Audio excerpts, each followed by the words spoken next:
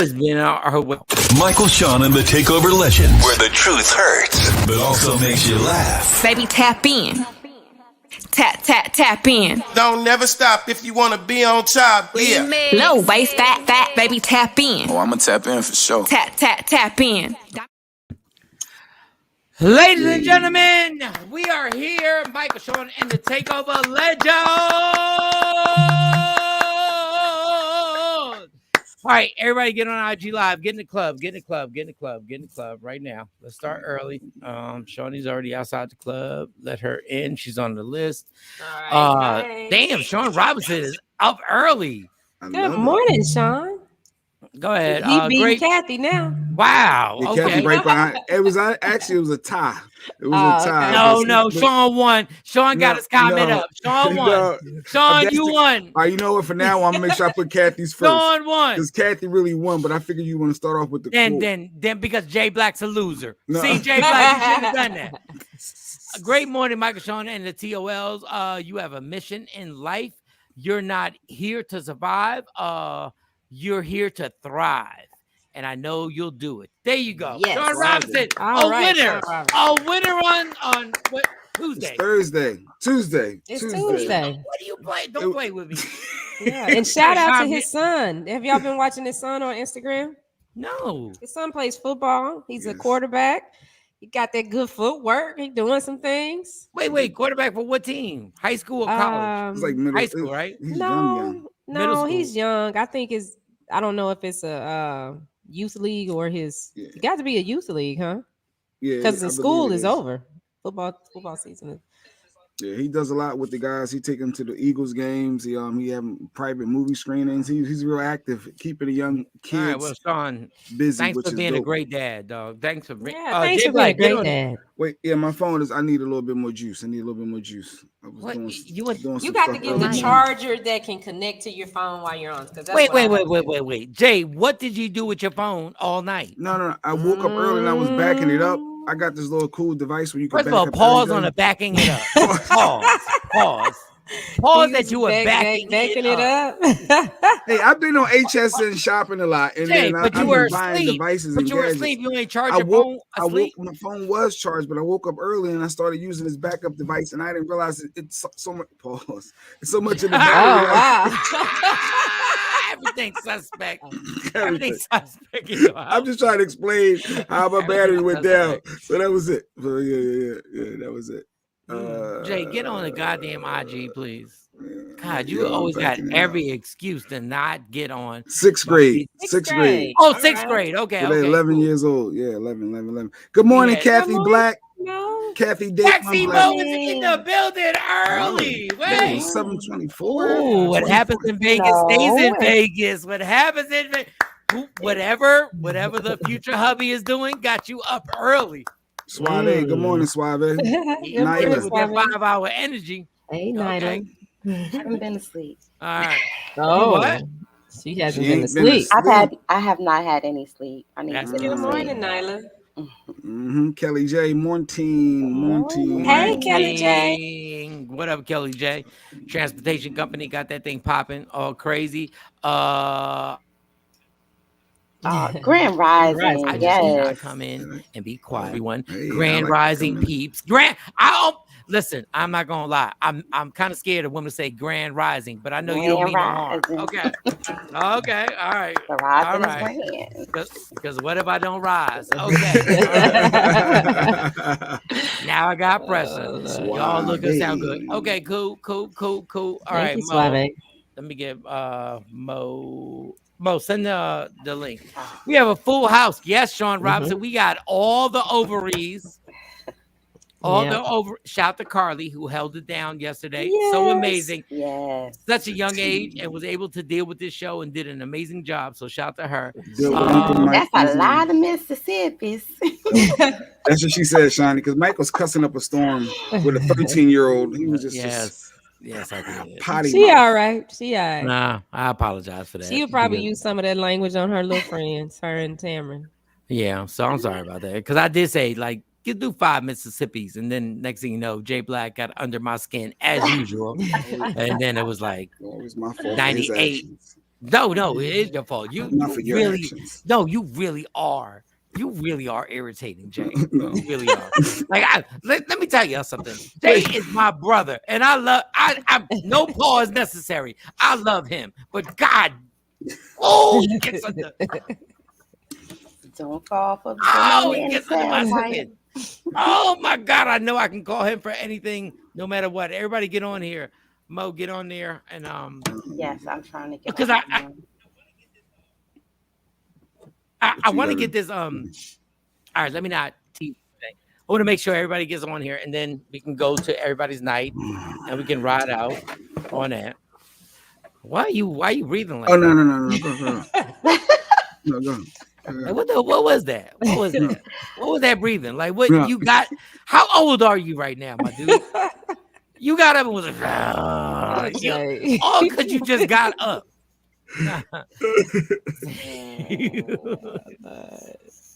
No, that was I can't. It's hilarious. Everybody get coordinated on IG, please. Can we please? Can we get? I am really trying to get coordinated.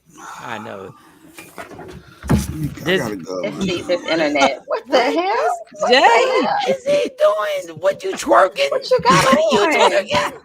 What are you doing? Had to get my phone off the charger. Jeez. That's the cranky voice. No, that's the cranky morning voice. First of all, yeah, that really. You know how old you got to be to get mad because you got to reach over to grab your goddamn phone. I'm gonna grab my guy. What are we doing? What are we doing here? Yeah, I got it. Yeah, my wife put that on there because it's the holiday season. We're in festive mood, so I got a cheer cap. That's my holiday.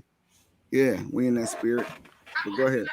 Mike doesn't agree, but hey, let's go. All right, where we going? Where you going before you get sidetracked? Wait. Hold on. Let me get everybody on here. But I'm outside the club. I'm getting you in the club. Goodness gracious, because Mo ain't been asleep. Like her future husband knows. He knows how to handle her. Hey, Keep her ass up. I remember his name, Rashad, because Mo is newly engaged. For those who didn't know. And you just put his name out there. Well, I guess it don't matter.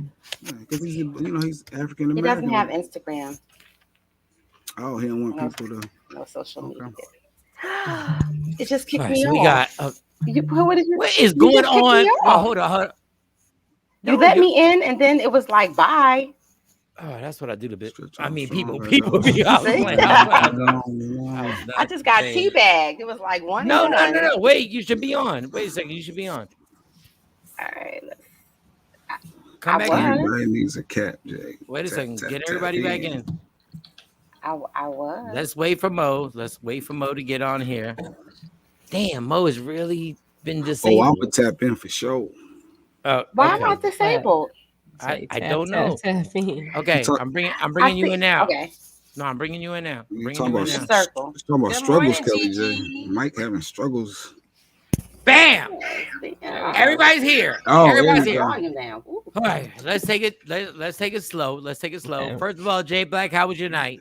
Night was good. Thursday night, Monday night. Yesterday was Monday night. Monday night football, therapy, doctor today. Yeah, everything's good, man. Everything's good. Family's good. Everybody's good. I'm just going through the process. So you went to therapy. How you doing? You good? Because I'm about to tell you something that's gonna ruin your life. But go ahead. No, therapy was dope. It was 3 straight hours of hardcore therapy, bench pressing and working out and hamstrings. Okay. Physical therapy. I'm sorry, physical therapy. When I say therapy, I think it's mental. No, I got it all together. No, he should have therapy like that. It's physical therapy from the shoulder. What was your bench press? Numbers don't really matter, Mike. It's about just doing the counts and getting the reps in. So. Hey, Sexy Mo, just remind me of what I bench pressed yesterday with my trainers. Just remind me. That was it. That was it. Nothing too much. All right. Who we going to? Sexy Mo, since you be getting the most vagina work. What? She's in Vegas. No, I'm the only one up. Everybody else is asleep. No, exactly. So how's your bid been in Vegas? How's that going? You know what? It's Vegas, Mike. Wow. I think the You're real doing action good. starts tonight. Yeah. Wow. He like to do adventurous stuff. He want to go like Mountain climbing. gliding off of the goddamn buildings and Yeah. like Go get it. Go get it, girl. So y'all going he to the want to Fremont? go. Hey, Yeah. he want to go to He want to go Fremont. He want to go like Yeah, all of go those zip line across the zip lining. river. Yeah, Yeah. listen. Yeah, I don't know about that. Yes, you should. Don't look. What was your last Participate. night like? What was your last night like?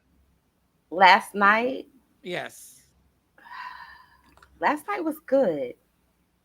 It What ended do with you remember? Jesus, what? the last thing I remember before I took like a cat nap was I had got a good massage, and Right. then yeah.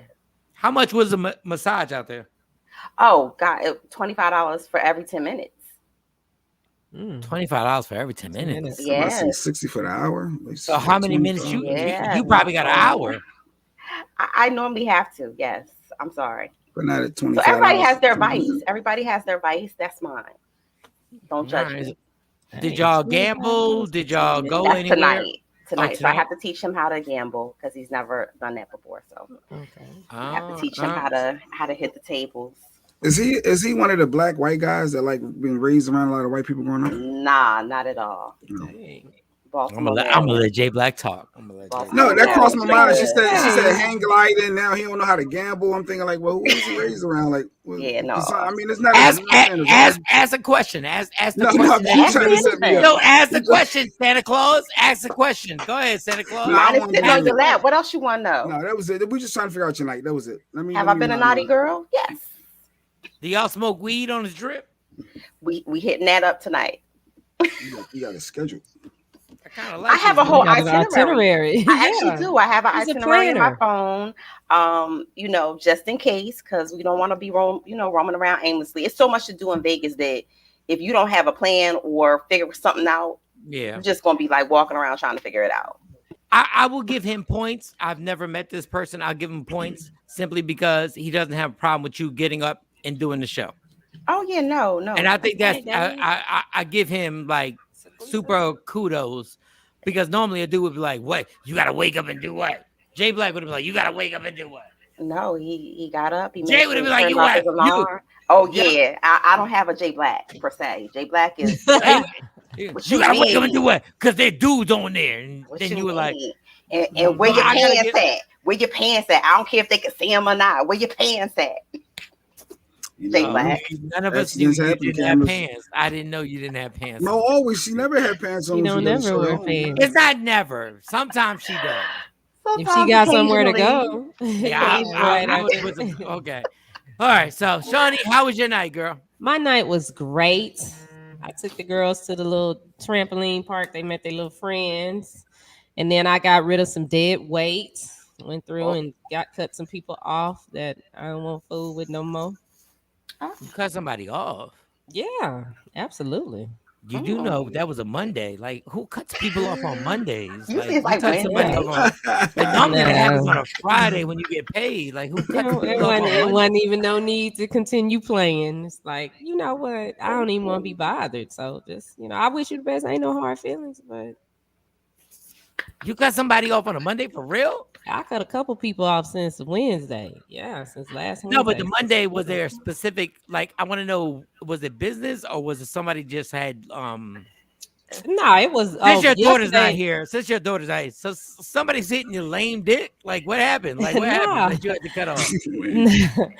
Nah, they just taking up space. And I can't deal with people that don't, they don't do what they say they're gonna do. Especially when it's not even requested. It's like you keep coming up with all these grand ideas and you're going to do this and do that. And then you don't come through and you think I'm stupid. And I'm like, I can't do that. I can't do that. Like I told my somebody lied? Yeah, they lied. They lied, but they are overall playing with people's emotions. And I'm like, Was it your emotions? Yeah, that's why they had to get cut off. Yeah. So how did he play with him? How did this certain gentleman? Yeah, it's a guy. Yeah. He'd say what he say he gonna do something, he don't do it. So Mike ain't I'm on your side. regardless, because we got a whole team where even if we wrong, I'm riding with you. So, no, but we not wrong. Okay, so okay. So we not wrong. was it one thing where he said, what was it? Like, give me without saying everything, unless you want to say everything. Okay, so we met in 2017. Oh, damn. I know this because that's when I got diagnosed with cancer. So we were both, when we met each other, you be messing up my jokes with the cancer. It's okay. Yeah. Because I'm like, yo, this is some old school dick. And then you bring the cancer up and I met him when I was fighting cancer. I can't even play no more. I can't play no more. But we were friends. We were friends. We were not dating or anything like that. Okay. And then we would just talk to each other every now and then. He'd reach out, hey, how you doing? How the girls, Had y'all had sex before that? No, never. No, that's what I'm saying. We were just friends. Then this year he reaches out, but he wants to do more than just be friends. Oh, so there's a process to this. And if you can't communicate and you tell me, if you come to me and say, I want to spend time with you, but then you never have time. And I'm like, I'm the busiest person in the world. So if I can sit down and say, okay, on Wednesday, I can meet you here, then what the fuck is your problem? You ain't got.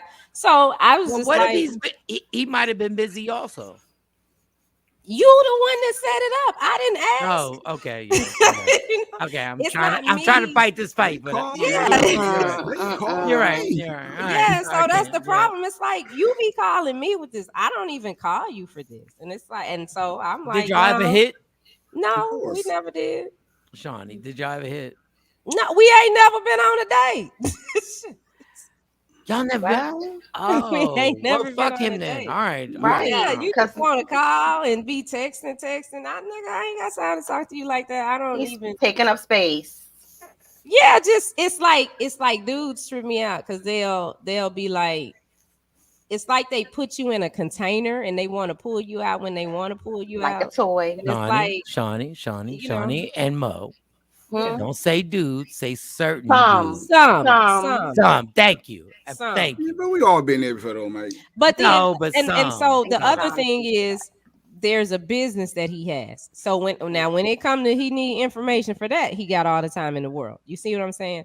So I was like, and then I found out that he knew me.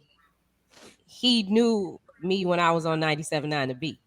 So he got So when that came out, I'm like, oh, so you trying to Stalker. He's still entertaining. He's still entertaining. He's trying to figure out if Shawnee's a good fit for him. Shawnee's always 2017. No. 2017. But since 2017, we really didn't talk that much. It was very sporadic. This year is when we started talking to each other more. Oh, Kathy Black, Shawnee, I know that type. This is when the females get together when the ovaries start doing a pep rally and they start going, oh, I know that type. I have a friend that says he's going to do something, get you a little excited and prepared for the situation, and then they no show and ghost for you. Then call as if nothing happened. Nothing happened. Hey, what's good, It'd be shorty? like, yeah, we're gonna go out. Let's do this on Monday. On Monday. Okay. Do you know how many Mondays that came and passed that plans were made? And I'm like, and it's irritating to me because I have a schedule. And it's like, you don't understand what I do to make time for you. So, you don't understand how good this vagina really is. And y'all don't understand. Morning after putting all these high expectations.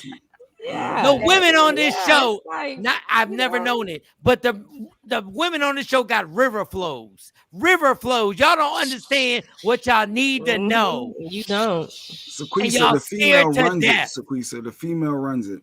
How does the female run it? No, she's talking about not one date. If you really wanted to date the guy, you would have a date. Like if you truly wanted. No, Jay Black. You already know that if a man wants something, he gonna go for what he wants. Listen, let me do it. Don't take a second for Jay Black to fuck it up. Go ahead. Don't do that. No, I'm not. I mean, but I do know I know what Jay talking about, and I know women like that. I can't play with you. Once once what do you mean you can't play with them? I can't do that. I can't sit there and play stupid and act and listen to your excuse of, oh well, such and such came up. We grown. Like, you over 40. What are you talking about? You got 2 kids, a house that you got to run. So no, you can't. Then you can't manage your time. All right, you can't manage your time. Then you so definitely Mo, don't need to talk to me. And I don't know. I know you're somewhere in a good space right now, but are there guys who actually put these excuses up? And then we got to wrap this up because we got to go on to other stuff. Are they guys? What is the excuse that you were like, really, like, we're really gonna do this right now, like, that you've been hit with? Oh gosh, there's so many dumb ones. It's hard to choose. See, what had happened was, like, I had to stop over my mom's house and bring her some food. Well, is the bitch still eating? Like, right? I'm not playing that part. I'm not playing with y'all today. I'm not playing with y'all. It ain't me. It's not me. No, I'm not playing with y'all. Stuff like that. If that's your excuse, where did you go? Like, no, but are there guys that you were like, that you literally were like, I'm giving you a chance. Like, absolutely. I'm giving you a chance. Yes. I'm going out my way to try and give you a chance the way Shawnee is right now. And then they hit you with some. I just want to know, from a female perspective, how does that, like, what do y'all think at that moment? Like, what are y'all thinking? When they do that? No, let me get Mo first. Mo first. What are you thinking when you've kind of lowered your standards and like, I'm giving you a chance? What are you thinking? I'll just be thinking, like, did I do something in the other life, in the past life, to get all these fuck boys? Like what did I do to deserve this? Wow. Yes. Wow. It's real out there in the paint. Yeah. And then when and Shawn, I'm coming right to you. And then when you have that situation, is it hurtful for real? Like, is it like don't put your ego to the side? Is it hurtful when you're like, this is it fucked up? You asking me or Mo? I'm asking Mo. It's irritating. It's not that my feelings are hurt. It's irritating because, one, you know that this person is not even in your league, right? But you still giving them the opportunity, in the space and the time. Time is something that I don't like to be played with. You can't get that back. You can't get that back. So I don't care what kind of, I'm gonna make it up to you. Oh, I owe you, or oh, my bad. No, you can't give me back my time. Wow. Shawnee? No, it hurt my feelings. I'm gonna be honest. It hurts my feelings, and that makes me shut down. And then, but my first thought be, I know this motherfucker don't have me. He got me confused. Who the fuck? What? For real? And you think I'm gonna keep listening to this? I'm like, dude, just go. No, it's like Mo said, because you usually are lowering your standard. You already knew you lowered your somebody that you like. You knew it. Tam said, I meant to hit send on the message. I already typed in. I just forgot to hit send. I meant to hit I was send. close. I left my phone in the car. Or this one, his thing was, and I don't know, he might be watching on one of y'all pages, but I blocked him on all my stuff because when I cut you off, I cut you off. But it was, well, my friend's wife died, and I'm over here with my friend. I'm like, well, well, that could be legit, right? He's helping his friend more, Jay, being a supportive friend. Jay, and you have no compassion for the loss of life. Jay, I do have compassion for the loss of life. Damn. And I understand why his friend would lean on him, because when I met him, his wife had passed like 2 years. So he was, he here raising 2 kids. Oh man. Okay. So I get that, but you can't keep telling me one thing and then you do something else. So no, that ain't gonna work. You get it. I ain't got time. Get out of here. You can miss me with that. I was like, baby, somebody letting him just do whatever he want to do. No, because honestly, if you're in a situation like that, I get it. But when you really into somebody, even if you're at a funeral, you're like, yo, let me text her. Let me make sure that she knows it's the communication. And that's what I said. I said, for me, it's not that you got stuff going on. It's the communication. You ain't even called and said, well, I have to change this. Yeah. You just not saying nothing, and then you want to hit me up and be like, hey, what's up? No, fuck you, nigga. Listen. And be honest, son, sometimes your expectations are a little high. You need to be a little bit more reasonable. You know what? Yes, Jay, my expectations are very high. Because let me explain something to you. Anybody that's talking to me, that's trying to get next to me, is because they want to go to another level, and they know that. I ain't bringing BS to the table, and they know that. So yes, my expectations are very high. Facts, because Shawnee, you know, we a family, right now, we family. But if I was with you, I put it in the butt immediately. Like, just so you know, I'm gonna be here for a while. Because once I do that, you already know stepdad here right now. Yeah, and then they try to do stuff for your kids. Like when I was sick. He called the phone and told Carly, well, if y'all need something, let me know. Always, come on. Shoot, one day he sent $50. Look, I'm trying to get in Zelle so I can send him back his $50. I cannot find the account. It's definitely over. Hey, Shawnee. Hey, hold on, Shawnee. When you were sick, if I was him, I'd have put $1,000 in. And once you came out of there and they're like, she's good, like I can't cash nothing, right in the butt. Right in the butt. That was your place card, Mike. Yeah, he done said $50. I'm like, baby. I'm like, boo. $50. $50. You can't put $50. You gotta put some substantial. You gotta at least take care of rent or something that. And you gotta be like, girl, I'm here. I'm right here. $50. That was gas, though. That was gas. No, get on that gas. I'm like, girl, you right here, right now, laying your stomach. Like, but I'm weak. But laying your stomach, I'm here. Make you better. Every female don't make you better though, Stacey. I get it. Y'all want to. Oh, women always say. Tell y'all women something. Y'all kill me with. Oh my God, y'all kill me with me. Make you better. Y'all, let me tell y'all something. This is not for everybody. Good morning, Mark. Let me tell you what a bad woman will do. A bad woman can destroy a motherfucker's life in a minute. Can dissolve. Like there's nothing. Let me tell you something. There's nothing like somebody, like a woman that you into can destroy your life. And they will sit with their girls and talk to them about how they're going to destroy your life. They're like, he ain't really this, he ain't really that. But anyway, it's gonna fuck him up, girl. This gonna fuck him up. Oh my God, yeah. When I hit him with this.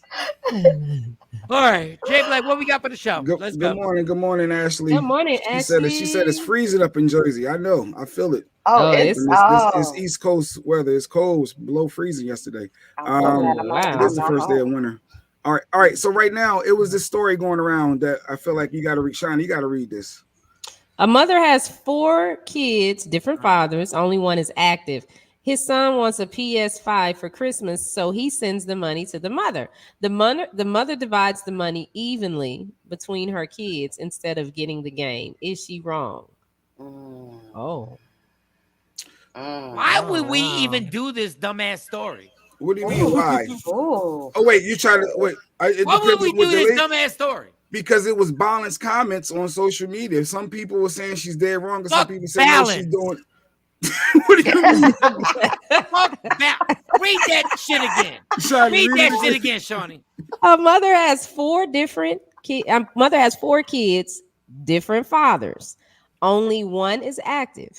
His son wants a PS5 for Christmas, so he sends the money to the mother. The mother divides the money evenly between her kids instead of getting the game. First of all, that's not the mother. I know that ain't the mother. You trifling, slimy, grimy, chlamydia having bitch. Oh, you really? That's what we gonna do? Wow. This is good. This is what we gonna do. Because Lady Q was all about no, she's doing what a mother needs to do for her kids. It was a healthy debate in the house. I hate when Jay Black does this. Take Lady Q's name out. No, but that's what she agreed. Don't said the mother's doing what the mother had to do. Get the fuck out of here. I'm sending money. Ding, ding, ding, ding. You gonna separate my money amongst these kids that my sperm ain't had nothing to do with? Oh. I sent that money for that child. I had nothing to do with. Once again, Lady Q is out of this conversation. We have never heard her name. Throw it out. Everybody, do this. Throw it out. Everybody. Throw it out. Okay. Throw it out. No, all y'all, throw it out. Throw it out. Throw it out. It's hard for me to throw it out. because me and her was going back and Throw forth it out. over this. So Throw it out. Throw it out. Oh, I had nothing to do with him banging your back out with your face in a pillow at the Comfort Inn. I had nothing to do with that. The Comfort Inn. Comfort Inn. I got one child that I'm sending this money to. Am I correct? I'm correct on this, right? Yes, it's earmarked for the one child. One child. You gonna separate my money? Shawnee got a different view. I ain't got nothing. No, Shawnee, I got nothing. I ain't eat that coochie for nobody else except the kid that I had. Damn it. Well, nobody else. I wish you would. I would throw this microphone, but I can't afford another one. Go ahead. Let Shawnee get her thoughts in. Shawnee, I sent that money for that kid. Well, I wait real quick, honey. I can't help if your vagina has been a community activity. I can't help that. Your vagina is a community activity. Your vagina is recycling. Okay. I can't help if I didn't know your vagina was recycling. Right. Listen to me. I sent this goddamn money for my kid. And you gonna separate my kids' money because these dudes that you let run up on you and shoot up the shooting gallery for nothing? I'm furious. Your turn, Shawnee. I think that he should have bought the game and gave it to the child. And then with her, if I were in that situation and he said, okay, here's the money to get the game for little Junior, whatever his name is. And the other ones didn't do it, I would have been like, well, can you give me some extra money because I can't do. I would have just been honest and been like, Shawnee, can you please say this bitch ain't shit? Can you please say this bitch ain't shit? I mean, I do understand, but I don't understand because Shawnee, the money was for the baby. The money was for the baby for his game, and the dad gave that money for the baby to get the game. I'm and then on everything, Shawn Robinson. Everything. Go, Shawnee. Please say this bitch ain't shit. And please the lady, say this. Well, put that other comment up there because she could have got the game, and all the kids could have played the game. Yes, they could have all played the game. That's fine. That's fine. The fact that he said, Here, baby mama, this is for my Junior to get his PS4 or whatever 5 because he wants it. Yeah, she should have got it, but I can kind of understand where she was. Shawnee, say this bitch ain't shit. Please. I can't. Well, I mean, say this bitch ain't shit. Say it. They were saying that she is something because she considered her kids' feelings for all the other ones she did what her mother had to do. I'm reading some of the comments. You should have thought it out. You should have thought of that when your vagina wasn't a voluntary experiment. Yeah, she should have exercised a little bit more self-control, and not had all these kids. Sexy but they're here. Sexy Mo, say this bitch ain't shit. This bitch ain't shit. Thank you. Kathy said, once you send the money, it's hers to do what she wants to do with it. Ooh, Kathy, you lucky. We love you for that might apply to child support. That might apply to child support. But this was earmarked specifically. This was specifically for this game, for this child. You was wrong as two left shoes. Kathy, and that's why a lot of times men want to drop off stuff. Say you wrong, Kathy. Instead of giving baby mamas the money because stuff like this happens. Say you wrong, Kathy. Say you wrong. Yeah, I get what Kathy's saying because when Jay we don't. When Jay first told me the story, that was my thought. Once you pay the child support, it's for me to do it. But once I read it and he gave it for the game. Oh well. Specifically, they had this conversation. Yeah, you asked for it for that. So, girl. She ain't shit for that one instant. Got on the angel tree for the mother. Hold up, this where women. This is where y'all. Because I see the bullshit. She ain't shit for this one instance. This is why motherfuckers get pinned up against that closet door. She ain't shit for that one instance.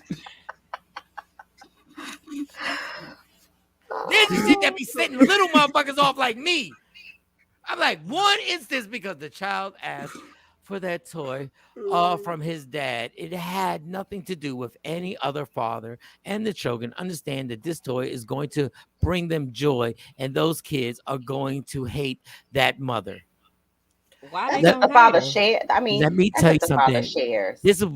There are two things. Instance, bring that back up. I want to give you the particulars, and this is why I get caught up, and this is why I love Stacy. She ain't shit for that one instance, right? That's the first thing that pisses me off. The one instance.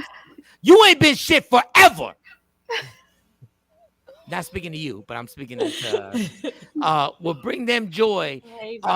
And then the other thing is to bring them joy, and those kids are going to hate that mother. Stop bringing up anything else. Stop bringing any mother, anything else. Let's just stay focused. You ain't shit. Let's stay focused. Oh, Lady Q, she scares me whenever she puts a comment on. She was wrong, however. See? Yeah, I understand her position. I do understand why she did it. I understand why she did it, but she still ain't shit for what she did. Yeah. Mike is hilarious. I agree, Lady Q. He ain't gonna put no money in her hand. That's right. Because he should have just bought the game and said, "Here, this one." And that's why it's hard to argue a lot of times with the fact when men bring that up and say, "This why tell me what the baby need, and I'm gonna buy what the baby needs," because they go and do stuff like this. However, we even went back and forth on this, and I just said, you know what, I'm done. She should have brought the game and then just let all of the kids play it. A mother doing what a mother needs to do, or she should have said, "This for all y'all."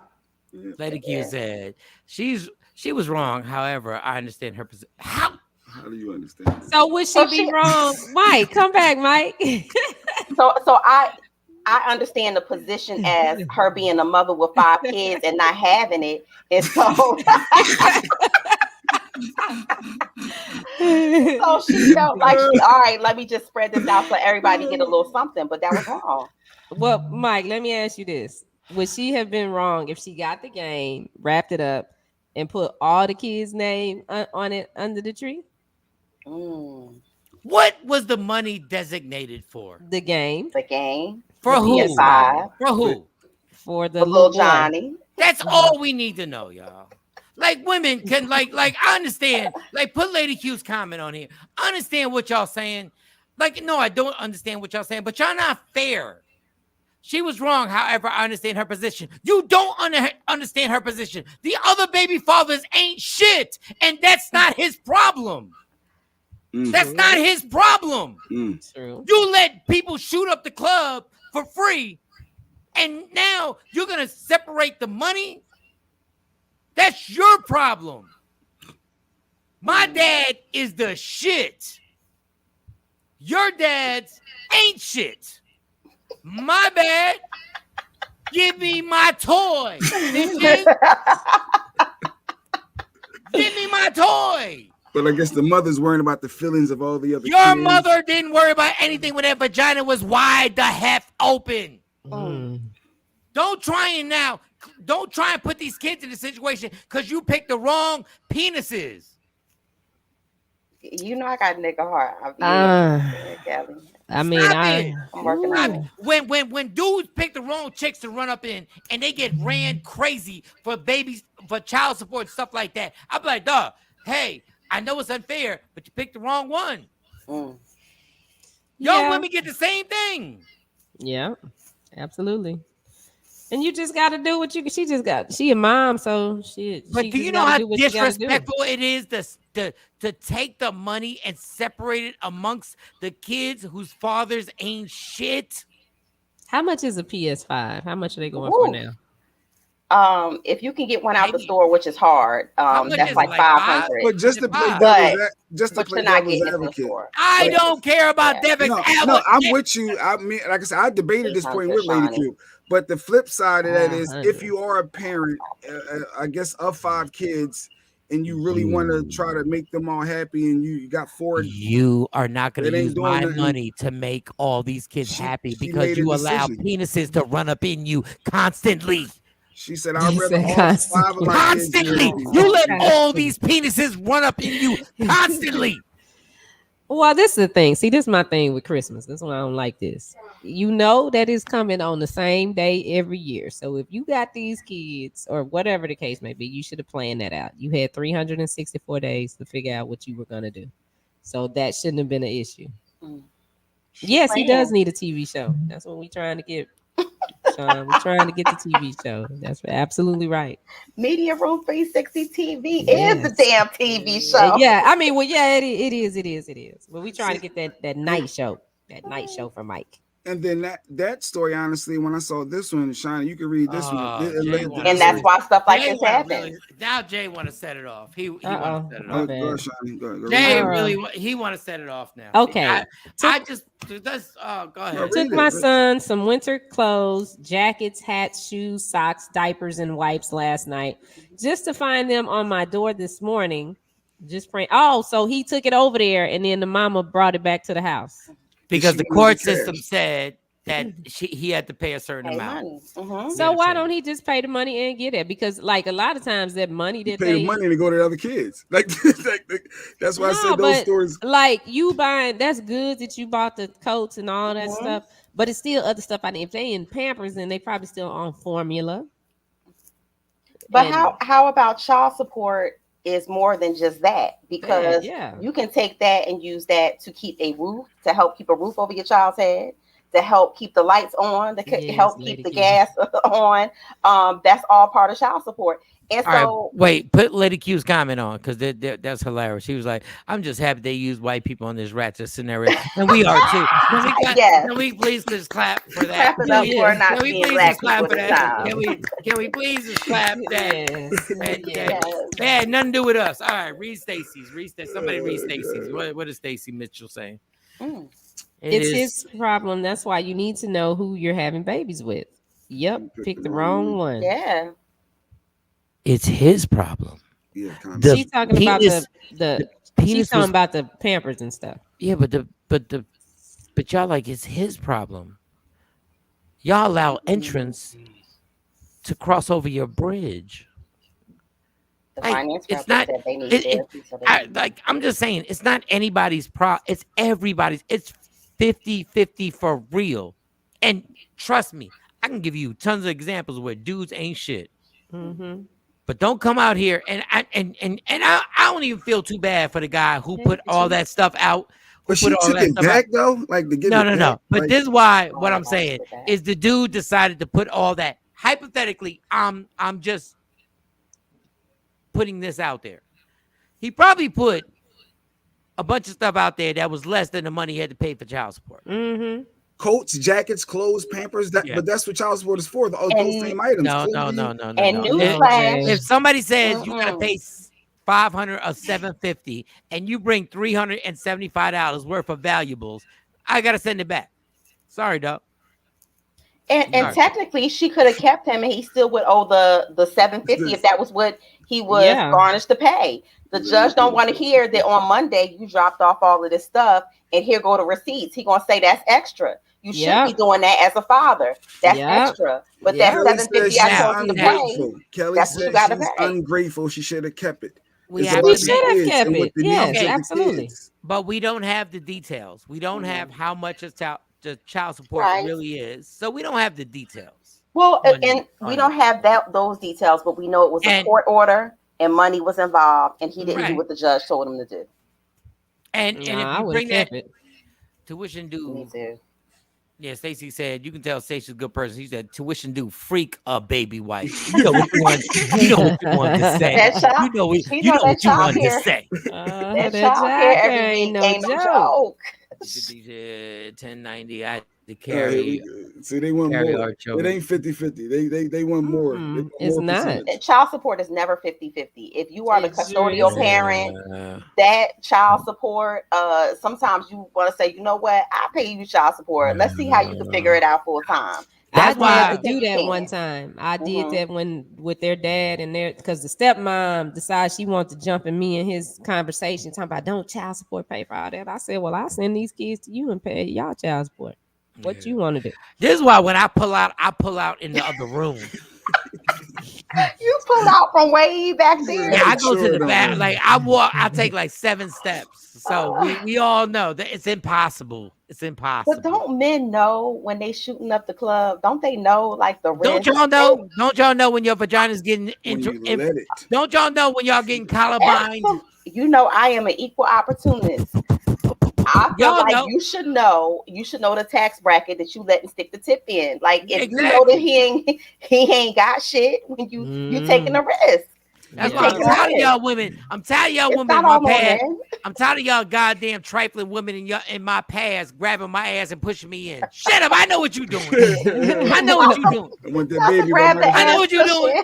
What? He the radio guy. All I got is passes to see New Edition, bitch. That's it. That's all I got. That's it. But you see, Shawn Robinson said you don't need details when it comes to certain stories. It's the bare essentials.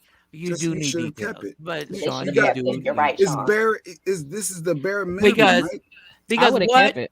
Okay, so what if he was being charged? Let's just say hypothetically, we don't know.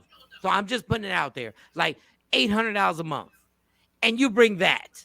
That's not $800. But you don't turn it down. Yes, you do, because if you take it, you're like, dog, pay me the money and I can pay for this. No, that's extra. No, even if they go to court and he say, "Well, I bought this and I bought this, judge, and I got these receipts," the judge don't care. They don't care. That's but extra. Just in case, you got to be smart because he might go there and start a whole court proceeding. The next thing you know, your monthly money is getting set back. If he got the right lawyer can actually start some trouble and be like, I see what you're saying, Mike. You know what I'm saying? Like, so I get if you take a picture of this, you know you're doing something wrong. But there are child support minimum laws that they have in place. Like each state has a minimum allowable by law that you must pay accordingly to how much you make. So if you bringing in like $70,000 or $80,000 a year, the basic child support that you might pay for one child might be $800 or $900. That's why I don't care. Depending on where you live. I don't care how fine you are. I don't care if your vagina is the original waterfall. I don't care if your clit or clitoris speaks 7 different languages. I'm not messing with you. Stacy ain't getting me. I'm not playing with none of y'all. I will sit up here and take care of myself. Ain't nobody playing with none. Like somebody has to have a school for these young men. Has to have a school for these young men and be like, no, I don't care. You're like, I'll kiss my girlfriend. I don't care. I don't care if you kiss your girlfriend because you're not taking this money from me every month. You're not doing it. I will lay next. I don't care. Fuck J-Lo, even though she's too old to have kids. No, she's not. Yeah, J-Lo like 50. She ain't got no. What? Like, Janet pushed one out at 50. Yeah, she's not with a billionaire. Let me tell you what they had to do. They had to put pottery in her vagina. Like there's pottery. You know what? Ain't no normal person there. Go ahead. I got a shout out to Dave. We on Media Room 360 TV on Facebook. Yeah, what happened? I checked the messages. What happened? Dave done left us some voice messages. Oh, man. Yeah, he left us voice messages. One of the TOL talkers. Okay. So Dave has put this segment together, this sports segment, where he gives us an update on what happened over the weekend in the games, and it actually sounds good. So shout out, Dave. You don't know more about sports than me, but you got it. Play it. I can't play it. No, everything's I was a competition. Why can't Dave just be in the sport? Yeah, he don't know more sports than me. He don't want to smoke. I mean, and I'm sorry, Dave, because it's been sitting there for a while. But Dave, but thank you. It was nice. Really thank you. I didn't want you to think that we were just ignoring you, Dave. I just heard it yesterday. I was like, oh, okay, Dave. Oh my goodness. So Creasa said her deadbeat quit his job just so he ain't have to pay child support. Oh my goodness. My girl's dad don't do that. He works. He got a job, but he work under the table. But everybody got horror stories.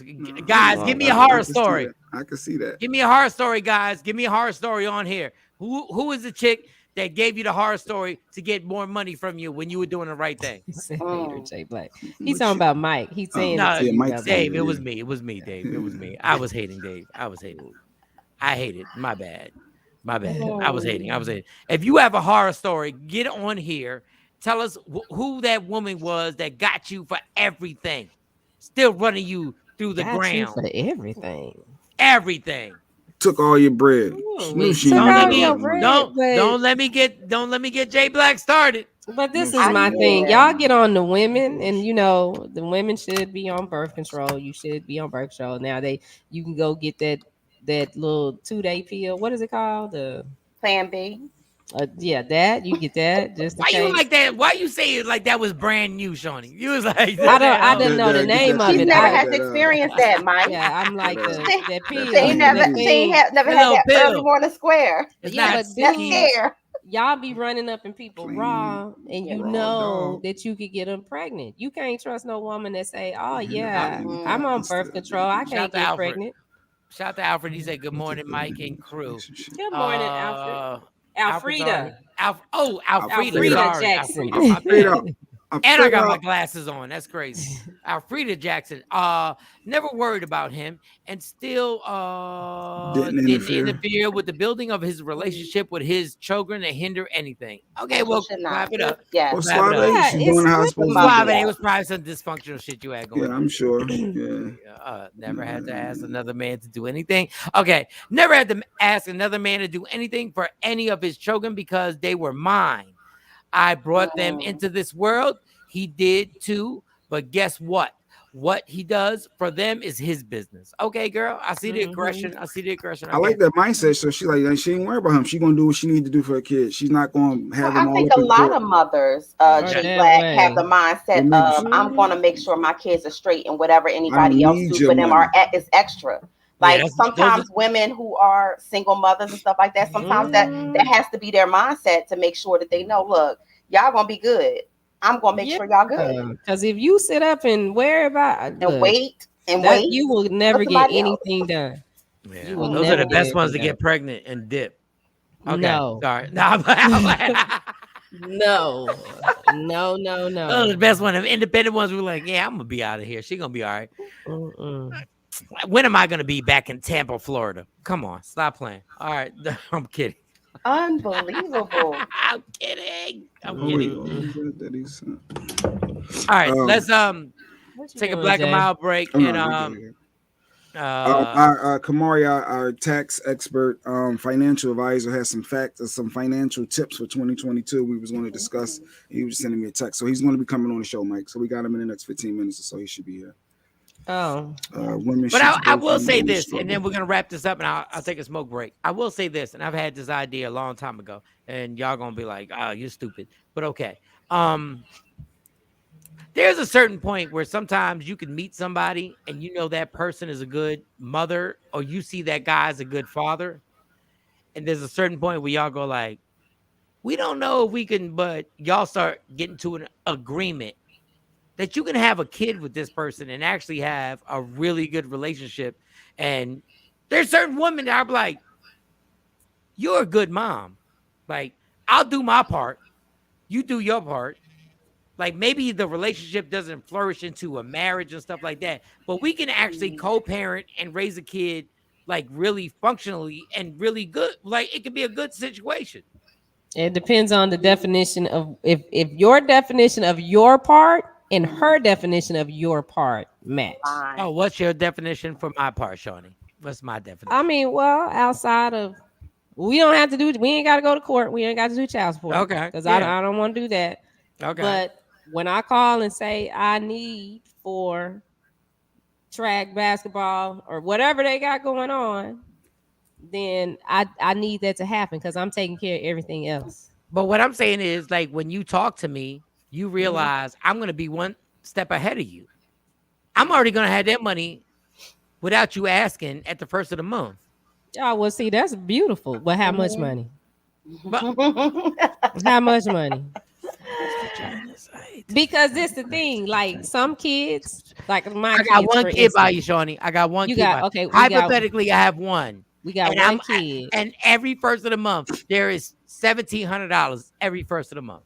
Well, that's good because if the kid is active in sports and activities and stuff, that should take care of that. $1,700, and I still need to hit once a month. Like, no, we not doing that. That don't get you a coochie pass too. No, nah, you gonna have to get more than 1,700 if you still want to hit. But honestly, I think like people don't get it. Like, you can actually have a conversation and have a business arrangement where you're like, look, you're gonna love your kid, I'm gonna love the kid, and we can make this happen. It's just that we turn everything into, and it's just not us, it's everybody turns it into some hood. Suave said, because I have never asked for a damn thing for 25 years. If I ask you for something, you damn straight can have it. Yeah, but how? Okay. And then we'd have to work out the visitation thing, like when you gonna have the kid. We'll do it every weekend. When you gonna take the kid during the week? Okay, we can do it. You gotta go to school. Then you gonna say, "Oh, he can take him to school." There are men who live in the same city with their kids who take their kids. I ain't got no problem with that. Pick them up, yeah, take them to school, and take them to practice and things like that, because that is part of support. Yeah, that's part of not just the financial aspect of not just the financial aspect. No, they stay with me 1 week, they come stay with you the next week. Give me a break. More than action. Somebody tried to do me with I was in a situation where like what y'all gonna do is y'all gonna have baby mom gonna have her Thursday through this, and and I said no, we're not gonna do that. I need you to be with me. I can't switch off. I need to set the platform and the whole thing. Like, set the tone. Yeah, I'm not gonna do you go there and then you have a whole different lifestyle. Then you come here. Yeah, that's a set of morals and principles. I'm like, we're gonna do this. You're gonna be here, and then you can go there for a short period of time. Yeah, I'm not. Yeah, I can't do. Yeah, but once you do the Thursday to Sunday thing, you still got to pay child support. So you're spending all your money when you have them, and the mother still gets the majority of the bread. But yeah, I need that for me to be able to take care of me and my household. But yet I'm paying extra, and you still getting, and I got to take care of the kid when I got him. Yeah. Like, does that ever balance out? So you do know that when your kid leaves, that the mortgage company don't say, hold on, I'm gonna take some money off of this good old mortgage payment. It goes both ways. While the kid is gone. It goes both ways too for the dad. The mortgage payment has never taken anything off my mortgage ever in life. I don't know what you talking about, Sexy Mo. I said they don't. No, that's what you're saying. Okay, on both sides. On both sides. Right. So I will say this to all y'all young women out here right now. Y'all want to be 50-50? Y'all want to be equal? Act like it right now. Act like it right now. When we have sex, understand, like when like, I'm just saying, like, it's so funny how guys, all of a sudden, once the kid happens, the guy's like, oh, okay, well, he got to pay this, he got to pay that, he got to pay this. I'm like, wait a second. I thought y'all ain't need nobody for nothing. Y'all been yelling out. Y'all been yelling out, y'all don't need no man for nothing forever. Ever. Independent women. Yeah, for me. But for this child, the child needs you. I'm an independent woman. Independent does not mean that you don't need a mate and don't need your man. That does not equate independency. You can have independency and still be in a marriage, still be in a relationship or whatever. I'm not saying y'all too. I'm saying when these ladies at the club saying I don't need a man for shit, they never say, when the DJ says, if you don't need a man for shit, make some noise. unless you need child support. Unless you need child support. Nobody ever does that. Nobody ever says, unless you need child support. No, if you don't need nobody for shit, let's be clear. When you lay down with somebody, if you don't need a man for shit, because I don't need y'all for nothing. When I lay down with you, I know I'm taking care of all my responsibilities. But there are men out there who are custodial parents. Yeah. No, like, what I'm saying is, like, when we lay down. That's the dream scenario, Asian, what she said, Mike. 1 week on, 1 week off, and keep the child support 50-50. But the problem is the women want you to still take the kid for that time frame and still get to reap the benefits of the child support. But if there is child support, Jay Black, you talking like the child support is life changing. Well, why do you want it? Let me ask you because something. it's for the child. The child has a lot of things that they may need. So when I have the child, if it's 3 days out of that week, why am I still paying you that bulk of that money? Because the child's activities still go on. They don't just I'm stop involved. for 3 I'm a part of the life. No, and you don't need let me tell you what women don't want is what she just said, 50-50. 1 week off, 1 week on, and nobody gets child support. Let me tell you how much birth control and guys will be getting vasectomies and women will be getting plan Bs. If there was something that said there is no child support. If you get pregnant, you on your own. Let me tell you how safe people would be then. Well, normally in court, when it's 50-50 like that, if you over 18, I would amendment. Yeah. If you're over 18, under 18, I get it. Go ahead. Sorry, Mom. But you know what, and I understand that Jeanette said my son father said you had him for 9 years. Now it's my time. No problem. But one of the issues I have with that is that first 9 years, first 10 years is a struggle. Mm-hmm. When they hit 10, they're a little bit more sufficient. You're not paying daycare, things like that. The heavy lifting, like, let's be honest, the heavy lifting are the early foundational formative years. When they hit 10, it becomes a lot easier to manage. I disagree. Not financially, but I'm saying emotionally, things that you have to do for them. At 10, my son could put the waffles in the toaster. Yeah, they a little bit more independent, but my bills doubled when bills are different. The older they get, the more the bills are. Absolutely. I thought it would get easier. You're using child support to pay your bills for somebody else for other stuff you got going on in your house. Wait, you said pay other bills? Girl, we gonna mute Jay Black. Jay Black over but there. What you mean? I'm scarred by child support because it's fraud. He done had eggnog this morning. No, no. What he's saying, no. What he's saying is real. If I give you $700 a month for one child, and you got a few kids, I need to know not one penny. Itemized. I need an itemized report where that $700 went else except to my kid. So thank God. You paid your child support, and that's all you got to keep a record of is that you paid your child support. And that's where it all goes wrong. But dang, that's where it all. I gave $700 for Terrence. Not one penny should go anywhere. Not to anybody, not to anything except Terrence. Itemize my ass. That's the key. Where the fucking money was going. So you know damn where that money is used off of the kid. When you know what's funny? When y'all pay MasterCard, right? MasterCard don't never say, oh, by the way, we gave $50 to American Express. Ever. If they said, oh, by the way, you paid this amount of money to MasterCard, but we gave $50 American, you'd be like, bitch, I'm taking you to court. Yeah, but they also no. Listen. You don't get extra cable channels off my $700. You don't get the order Uber Eats off my $700. But you know what? No, wait. Let me finish. If we're going to do this, make sure that money goes to the child that I put the semen in you for. That's all I'm saying. So I don't see how y'all mad over that. We're not mad. Because if the thing was reversed, and if I got custody of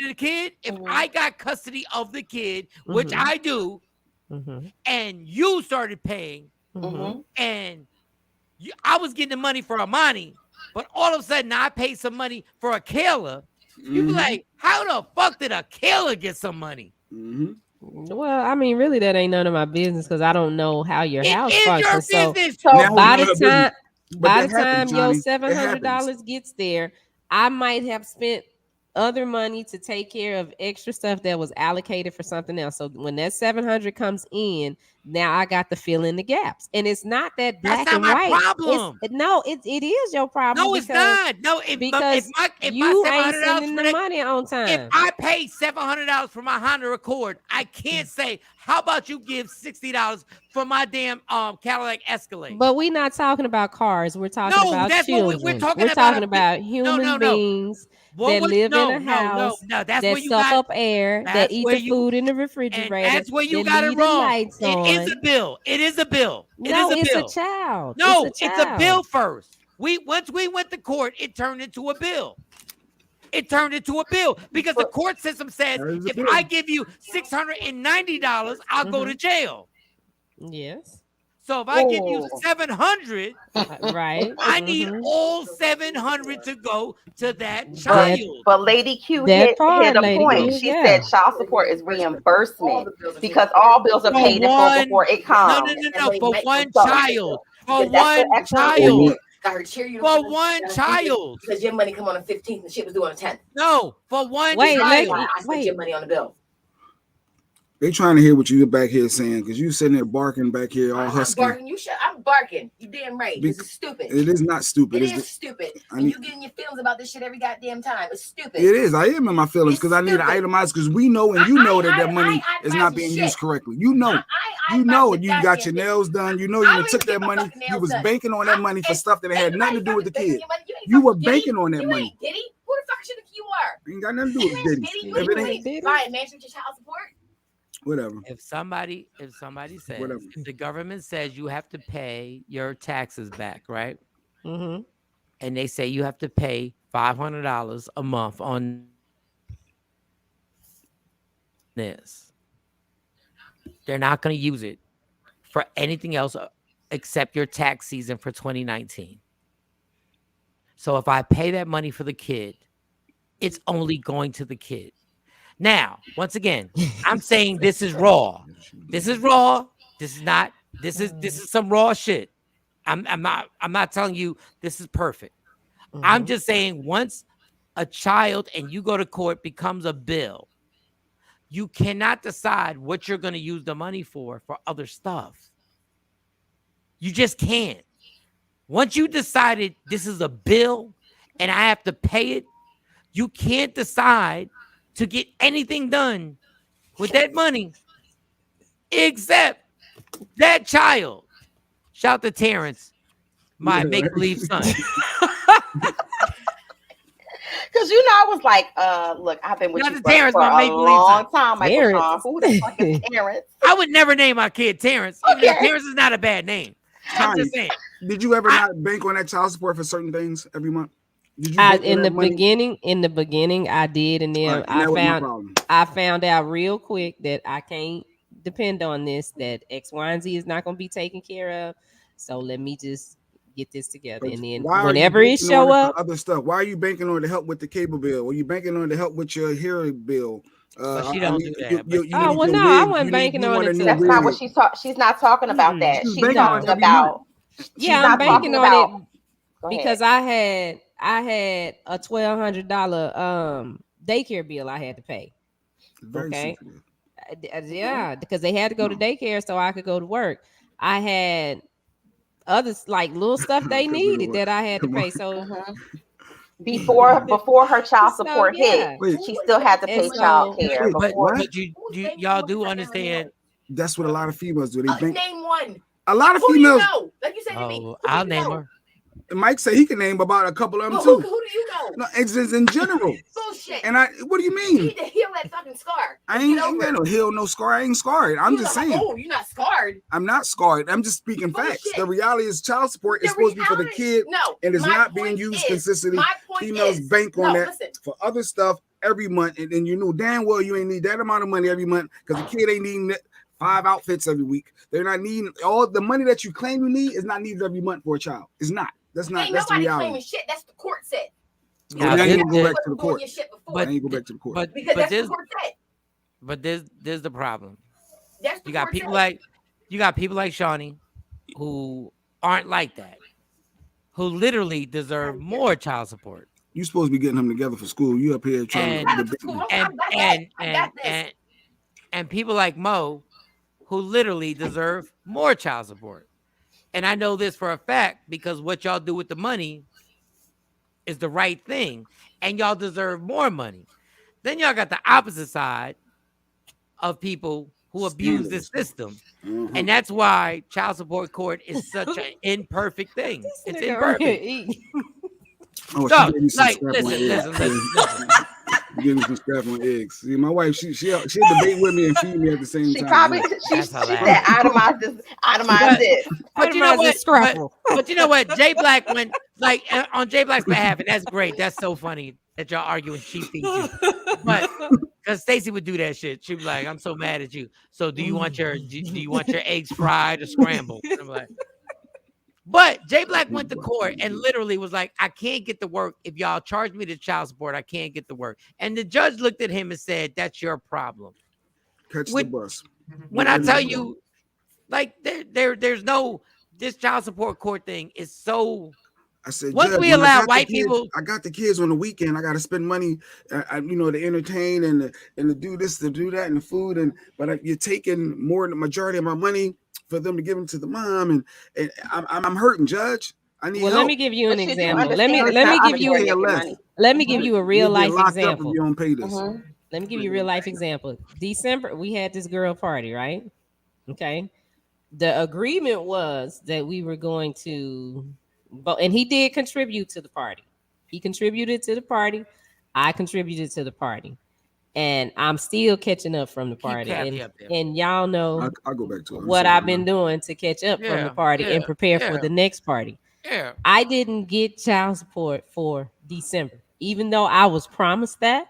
And I was promised something else so that I wouldn't have to do what I'm doing right now. Again, not something that I asked for because we had a conversation. I said, okay, well, I'm gonna pick up this job so I can do this. And it's, oh, no, you don't have to do that because I don't want you out there like that. So I'm gonna give you this. I ain't got that. Okay, I never got this. So when you say, well, I got the kids and I have to do this and I'm paying this a little bit. Listen, if all I had to do was pay child support, so disrespectful with the little bit. If all I had to do was pay child support, the child support that he's ordered to pay, the $297 a month, life would be good. No, there's no one answer for all this. Like, because there are people doing the right thing, then there are people doing the wrong thing. Now my thing is, Mike, and put Kathy. Go ahead, Mo. But put Kathy up. Go ahead, Mo. So Mike, Jay Black, because you're talking about itemizing. No, you might not buy new clothes every week, right? But she might say, you know what, the electric bill is due, the child care money was due, and I'm just now getting this money. Do you consider her backtracking and saying, because I pay all these bills up front, do you consider when the child support hit the account?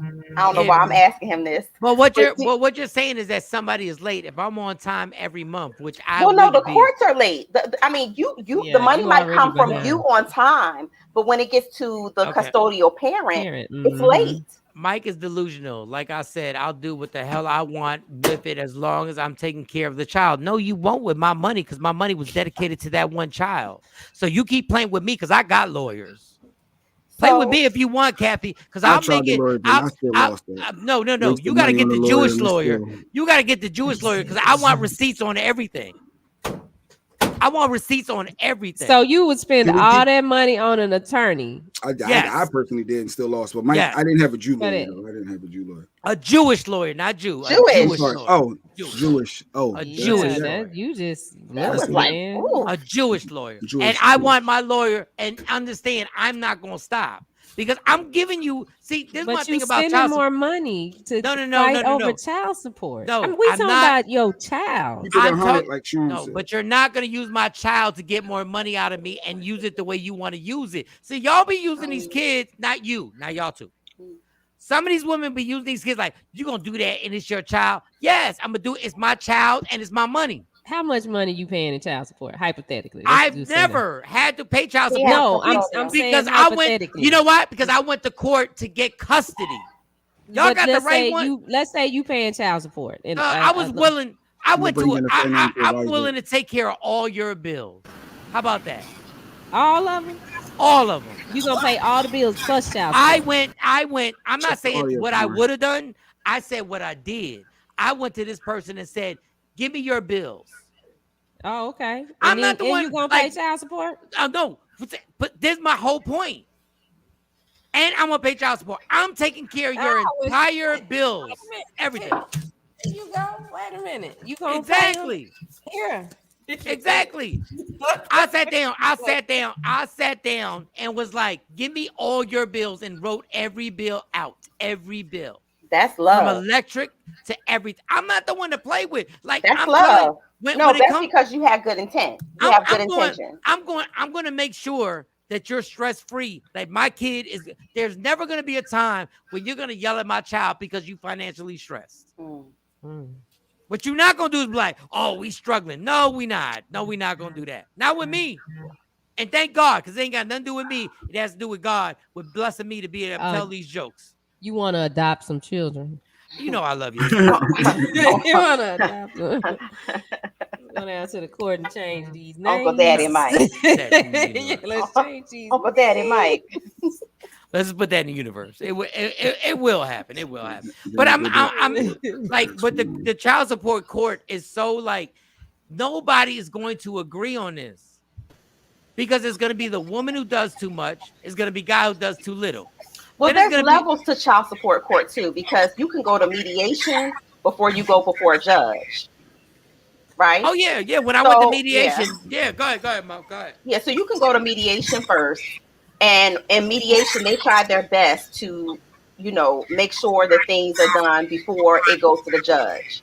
In mediation, there's a basic amount that you have to pay.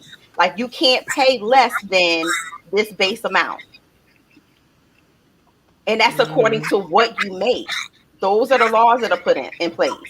Now, if you think that, you know what, no, he hiding money or she's hiding money, I want to take this all the way to the judge, and you go to the judge, you get in there, the judge is still not going to make you pay a dime less than what the minimum mandatory is.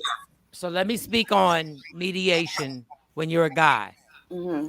So my daughter's living with me and mediation comes to me and a little lady says, "Well, you'll have her Monday through Thursday and she'll have her Thursday through Monday." No, she won't. Mm. What makes you assume that I'm going to have my daughter Monday through Thursday and then turn her over to somebody who I don't know? I'm not saying she's a bad person at all. Mm-hmm. I'm not saying that. I'm not discrediting her in any way. Mm-hmm. I'm saying, you really think I've had my daughter with me for 3 years, and now we're going to talk about she going to go there Thursday through Monday, and I don't even know what situation's going on. Mm-hmm. No, fucking no. And the lady looked at me crazy. Yeah, that's sad too, Mike, because a lot of times in mediation, they automatically peg, especially Black and brown, they automatically say, "Oh, the dad can't want full custody or couldn't want to do this full time." So I think that a lot of times when y'all do come in and say, "This ain't gonna work. I want my kid every day, or I want my kid full time," it's a shock to them because their programs are automatically split it up that way. Yeah, or they think that when the dad takes the baby, that the dad has some other woman that's gonna raise the baby, and so the dad is still really not being active. It's just a and when I was like, "No, we're not doing that," she was like, "Are you sure?" I said, "Yes, I'm sure." Now, see, Jeanette, for some women, they do that. I've never done it. Never experienced that. I've never done it. I've seen it and been through it. Yes, as soon as you get a raise or another job or a new account with a record label, every time now I gotta go back. And the child support goes up. Yeah. Once you get a raise, even though your kids are fine, fine. I need more. And this is men or women. This is what I'm saying. This is men or women. You could be the woman that doesn't have custody. Mm-hmm. The kids are fine. The kids are getting everything. The kids are going to their schools. The kids are getting everything they done, everything they need. And then they get a raise and the courts say the kids need more. What is that? So we have our financial rebel. Maybe he has ways to save money with child support. Maybe he has tips and tricks to help lower child support. I don't know. Let's bring him in. Good morning, Kamari. Good morning. It's called pulling out. Good morning, Kamari. Good morning. Good morning, y'all. How y'all doing? How are you? What up, Kamari? What's good? Good. Happy holidays. Happy holidays. The best trick for child support. The best trick for child support. Don't have none. That's all I got. I will say this though, because I deal with this a lot. We had this conversation I think a month or two ago, Mike. Yeah. I don't think you can truly tally up all the costs of the custodial parent, whether it be man or woman. I was at one point the custodial parent. I didn't get a whole lot of child support, so it was rough. And when I did get some, it wasn't a whole lot. So I think when you add it all up from everybody that's in the system, for the record, right, before I say anything else, for the record, the system is definitely unfair to men, just for the record, whether you're the custodial parent or not. However, I think if you did a total tally of all the women that are in the system versus all the men are in the system, I think the women probably get the shorter end of the stick. Because how many men don't show up? How many men aren't there? How many men just don't care? And I will say this, or act like an uncle and keep them once a month. Right. And you're absolutely right. But I'm gonna say what women say.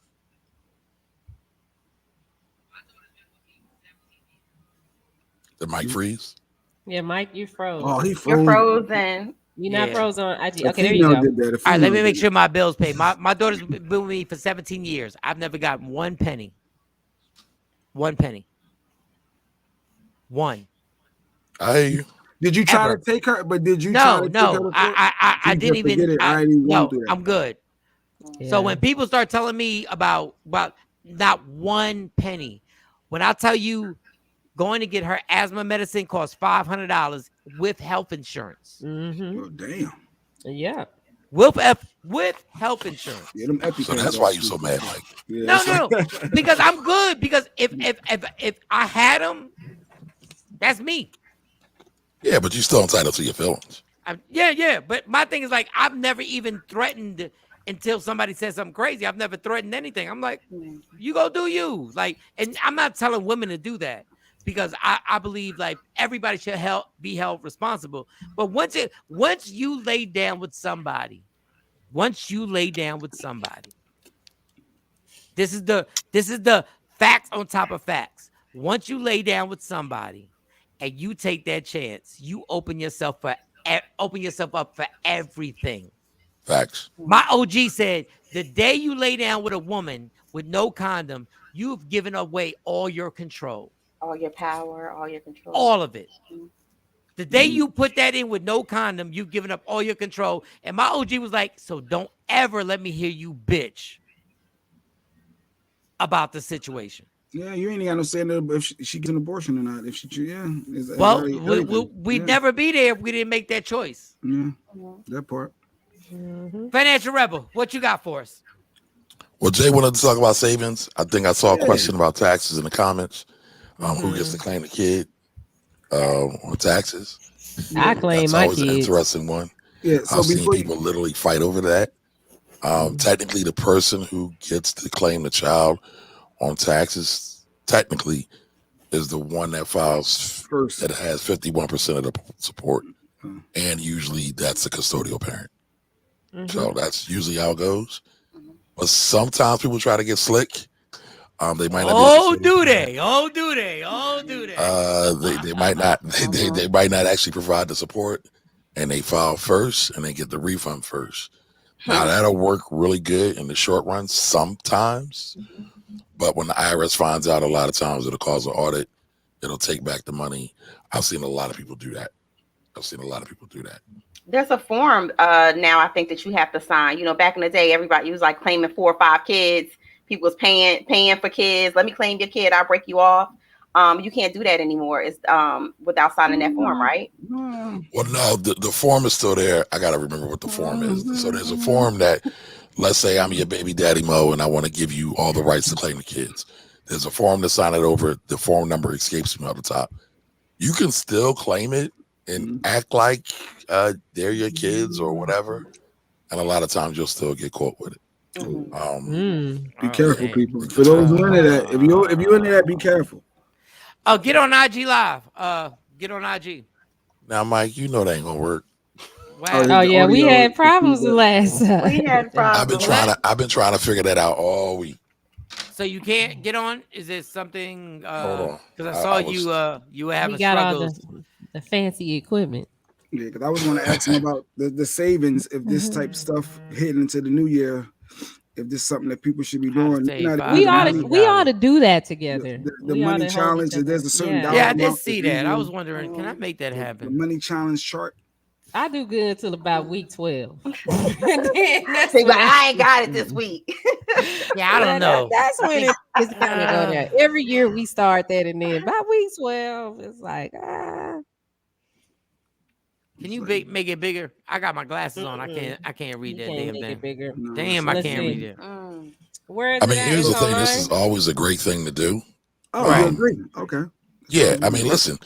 Saving, if you have savings will save your life. I tell a story all the time. If we're talking about single parents, right? I used to put money in my water gallon change jar. I'll put quarters, nickels, dimes, pennies, dollar bills, $5 bills, $20 bills. And I would never forget one time I was me and my son. I was flat broke. I was in school, didn't have a job because I was in school at the time.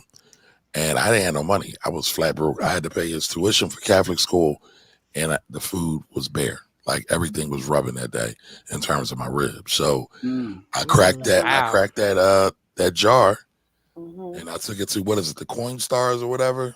I had about $5,000. Yeah. Yeah, Coinstar saved me. Ain't much in there now because don't nobody use cash no more. But I still got it. But savings really can save your life. Is there certain ones you suggest, like 5,000? That a lot? That a little? Is it less amount? Should you go higher? Like. I mean, listen. I was a poor college student at the time, so that was like $1 million to me. But I mean, it's subjective. It's really for whatever your needs are.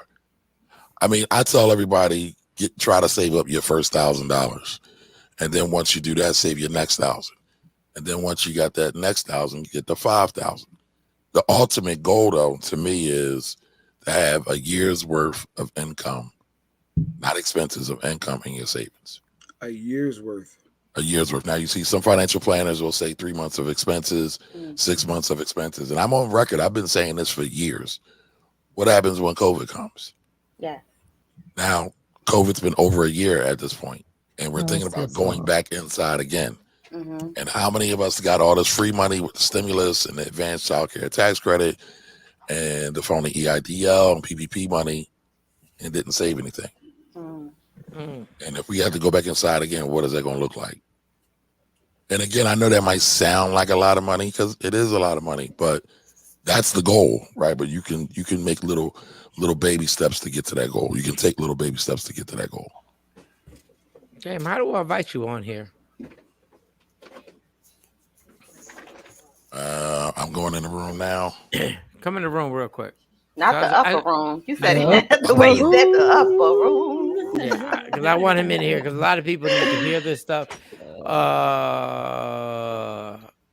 Let me put you on. But it gets here. tough sometimes. You're like, oh, that's only $25 to put up for the first week. That's easy. And then it's like, oh, I just double up next week because I ain't feel like putting it. I ain't had no change. I guess we make those excuses, are bad right? habits, though. We're talking about habits now.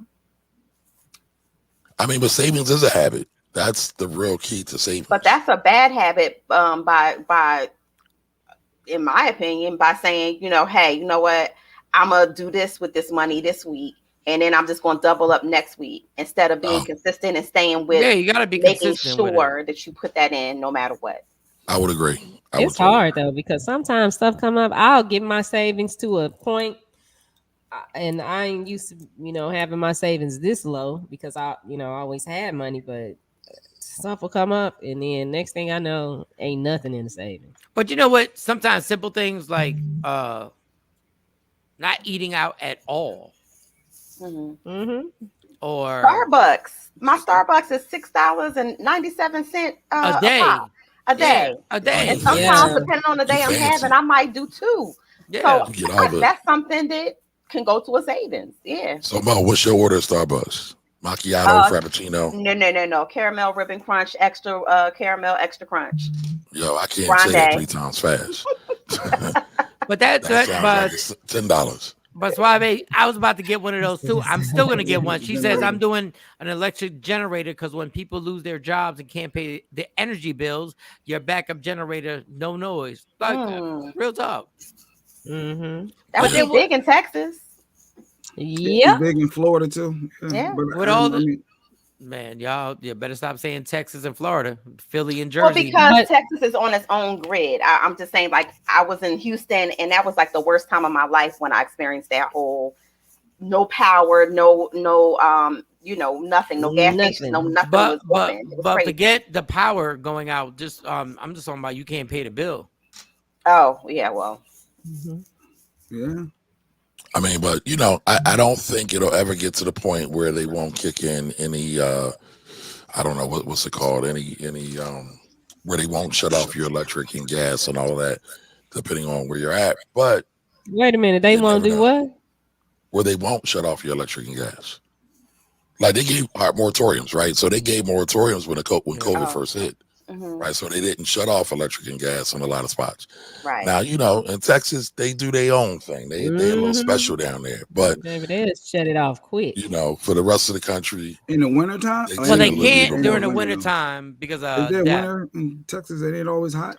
But the moratorium, it's cold to us. Like today, it was cold last year. Was the most. It was cold. It was colder here last year than it ever was on like the 60 degrees. They call it 60 cold. No, we was below zero. No, I was there, Jay Black, and it was awful. I've never been in Texas when it's been that cold. Yeah. But I think the moratorium only works and it's only effective if you have resources for all income brackets to be able to help with. What's the moratorium with? You can tell me I don't have to pay this bill to the end of the year.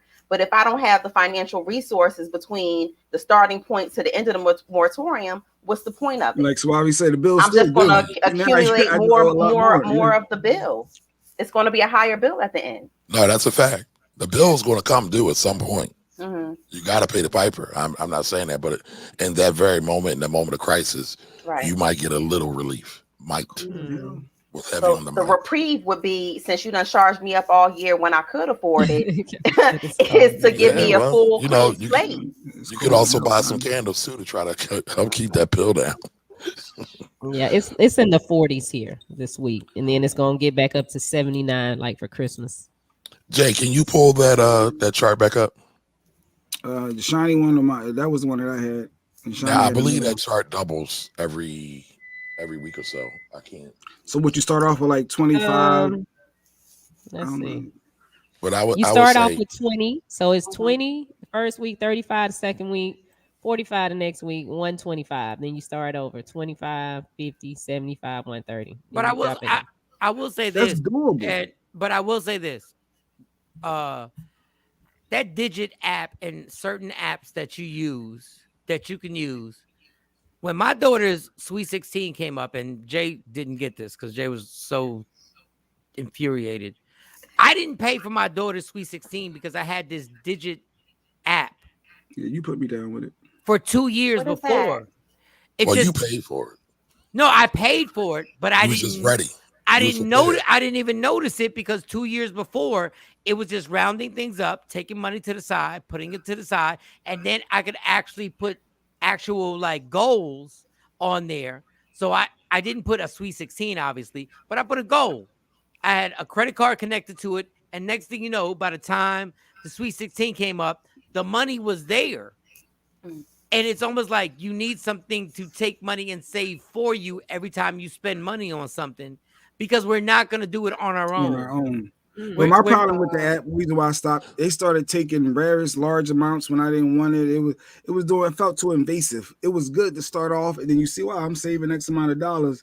But every time you buy something, it would take a percentage of your account or whatever, and then that put that in your savings. So it's like you're not even seeing that little $10 here, $12 there.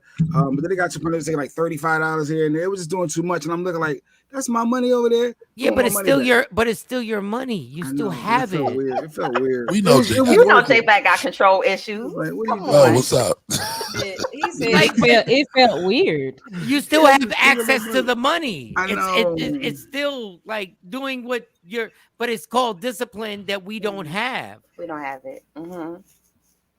Yeah, and I mean, a lot of times people need to put their money somewhere where one, they can't get easy access to it, and then two, they tend to forget about it, and so that money goes because most people that get some money, most people have spender's disease. They get a dollar in their pocket, they want to spend that dollar. Matter of fact, they get a dollar in their pocket, they really want to spend two. I had to retrain I used to be that way, and I had to really make a conscientious effort to really retrain the way I looked at that, and kind of say, no, you don't have that money. You know, look at it, yeah. And then it's like 3 days to get my money out. That's another thing, Mike. I wanted my money now. Anytime I gotta wait 2 or 3 business days, this is my money. You hold my money, I gotta wait for you to put it back. But it's still your money, Jay. It's still your money, Jay. I wanted it now. But see, that helps people who have impulsive buying, who don't think twice before they buy large ticket items. My ING account literally saved my life because it wouldn't allow me to take out the money for 3 days. Like the money ain't hit my account. So I had 3 days to think about, do you really need that? Do you really want that? Is it really a necessity? And 9 times out of 10, by the time it hits your account, you don't have the desire for it anymore. No, that's a great point, Mel. But I'll say this too, right? People don't realize your dollars, we spend our dollars, it's literally spending our power. We give our power away unnecessarily. A lot of times, the people that don't care about us, our families, or our communities, and then we wonder why we're so poor when it's time to retire, or when it's time to take a vacation, when it's time to buy a house. Mm-hmm. Like Mo said, if you really just kind of retrain your brain and start putting that money aside, out of sight, out of mind, you could really develop your own power. Because imagine what happens. What could anybody do if they had a year's worth of income in the bank? And that's what Swabby's doing. She's saving it. $52,000. So 52. The average in the audience, if everybody had $52,000 in the bank right now, I think their lives would look different. I think their choices will be different, or they felt the freedom to make different type choices. But it all starts with that first dollar. And I think you're absolutely right, because there's certain simple things where whenever you get a raise, this is my dad's theories. Whenever you get a raise, that's not part of your salary anymore. That's money that goes into, you got to put it into something where it's a 401k. And he was like, never. And I didn't listen. He was like, never spend your tax refund. Never. Listen. My dad said, never spend your tax. He said, well, your daddy was set. My dad was like, when you get a tax refund, waiting on that tax. You don't do. It's already spent now. It ain't even filed yet. That money has nothing. My dad was always like, that money has nothing to do with me. That money goes into wherever he put it at. And I was sitting there going like, if I would have saved my last 10 tax refunds, that's a great question. I would be. I'm That's not saying not realistic, though. That's not realistic. Jay, my tax refunds never changed my life. I spent $3,500 on nothing. Nothing. So do you? I would have made it without the tax refund. So do you have anything to show for those last 10 tax refunds, Mike? You said what? You have anything to show? Have anything to show for those 10 tax refunds? I think I will say there was one tax refund that I got that I was able to clear credit to make my credit score go up to actually prepare myself for a mortgage. I think that was one major one that I did get to actually clear some stuff up. But the majority of it, I can't tell you one thing that happened with those tax refunds that changed anything. But if I would have had, one of mine was taken from child support, and then even though I paid, we're not talking about that. We're not talking about that. That child support start right. You're such a bitter man. You're such a bitter man. And then she had both, and then she didn't give it back to me, even though she knew that she got double. And some, well, that's what happened. Jay, I'm sorry. We're just I think Lady Q is right though. We're trying to help people. Scar is running deep. I think Lady Q is right too. I had mine taken before. I think you need some therapy, Jay. All right, so Kamari, how do we say for the average person right now? Give us the easiest way to start a little savings right now. Give us a plan that we can do starting. You can save a lot of money not being bitter. Bitterness is costly. You can at least save $5 a day just on that. Well, Mike, you took the words out of my mouth. I was going to say $5 every pack. Old head told me one time, if you just say $5 every pack, it's not going to hurt your pockets. It's not going to change your overall spending habits, but it'll help you develop the savings habit, and it'll help you develop a nest egg. And then once you see that money going in there, and it's like, I got more and more and more, you can increase more and more and more. So just start with a little bit. It's like going to the gym. What do they say? Lay your clothes out in the morning and just walk in the gym. Just be prepared to do that little small thing, that one thing. And then over time, you will begin to move up and start, hitting the treadmill, start hitting the weights, start hitting the sauna, and you'll be in fighting shape in no time soon. Same thing with your savings. When you say that, I said, well, in my mind, I hear that's $60 for the year. I could just put that aside when I get my check and then bad. But that's the thought process. It's like, it's only $60. Oh yeah, put that aside. How is that 60?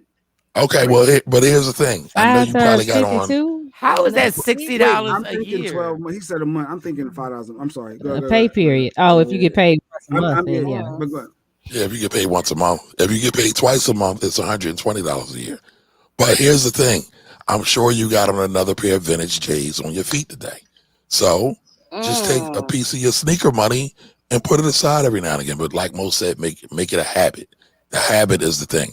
Habits really form our lives. He called him out. What kind of shoes you got on, Jay? It's probably show the people, Jay, what you got on. I'm pretty sure it's something fancy. What kind of shoes you got on? He be wearing a real savings plan. I want to be able to get in my mind to let me do see something your in the shoes, easiest way. Jay. So if it's a digi app like Mike was using, if I go back to that, or if I just literally just take how they fit on your feet, take Jay. a cash app myself, a separate account somewhere, or Venmo every check. So I don't know. I just wanted an easy way for me to send me a pic. Start of your feet. I mean, if you work a job, if you work a 9-to-5 job, Jay, you can have them take $5 out of your check, every paycheck, and open up a separate account, open up a separate savings account. I don't want to give anybody endorsements on here because they're not paying ad rates, but just pick a bank account. Like a direct deposit, it could be automatically coming out of my check into a separate automatically account. Come out your check, just like a 401k. So you can create your own 401k plan. You can earmark your money the way you want it, right, Kamari? Yep. Okay.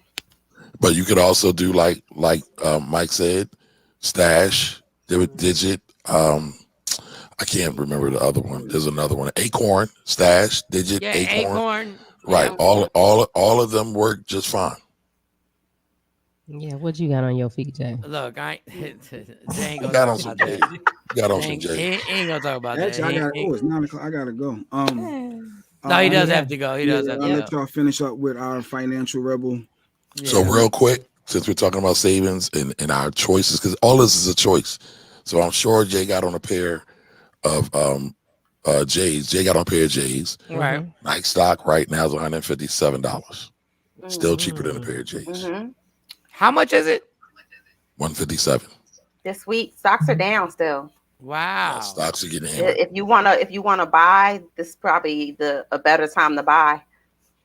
Time to go Christmas shopping. Yep. Wow. Okay. Well, I mean, that's something. The more okay.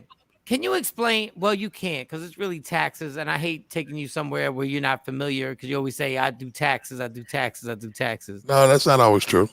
I don't. I honestly, yesterday I spent like an hour and a half researching stuff, which I don't get these NFTs. I don't understand. And it seems like people are making so much money on like becoming and putting some type of property on there on an NFT. Like I can put like a comedy video of me as an NFT and make money. What are they? Like, what is the breakdown of 1 + 1 = 2 with NFTs? Because I'm lost. Mike, who was your comic mentor in your head? Who was your favorite of all time? I mean, there'll be typical ones, but like Richard Pryor, George Carlin, and guys of that ilk. So let's say if you had a one of a kind Richard Pryor trading card, only 10 was ever made. Right. Would you possibly might want to buy that? If I could afford it, yeah. Right. And it would potentially grow in value, like a collectible art, like a person artwork, like a Basquiat or a Picasso or something like that. So NFTs stand for non-fungible tokens. again, non-fungible tokens. You buy them with cryptocurrency. They're normally brought with like Ethereum, which is one of the coins out there right now. And people are making money on that because they're creating digital art. It's bigger than digital art, but for right now, let's just stick with digital art. Right. And a lot of times, it's like a playing card. So if you had the Black Comedian Hall of Fame, and I hate to limit Richard just to the Black comedians because he was everybody's favorite comedian. Of course. Yeah, I get it. But just to have a target group, if you said the Black comedians, who are they going to put up? That's Richard. Let's put up a trading card of Richard. He's in our Hall of Fame. People could buy it, and you could do a lot of different things with it. Another example of it was that last Wu-Tang album. There's a bunch of people that got together and brought it because they made it an NFT. So sometimes you can get the trading card. Sometimes you might get the right to use. But how do I buy? Property. How do I buy? You said the Ethereum. Like, how do the cryptocurrency? Like, can I buy it with Bitcoin, or is that something? It's usually Ethereum, but they're different exchanges, right? So you know how they got Christie's, the art auction block, right? Well, there are Christie's online. One is called OpenSea.io.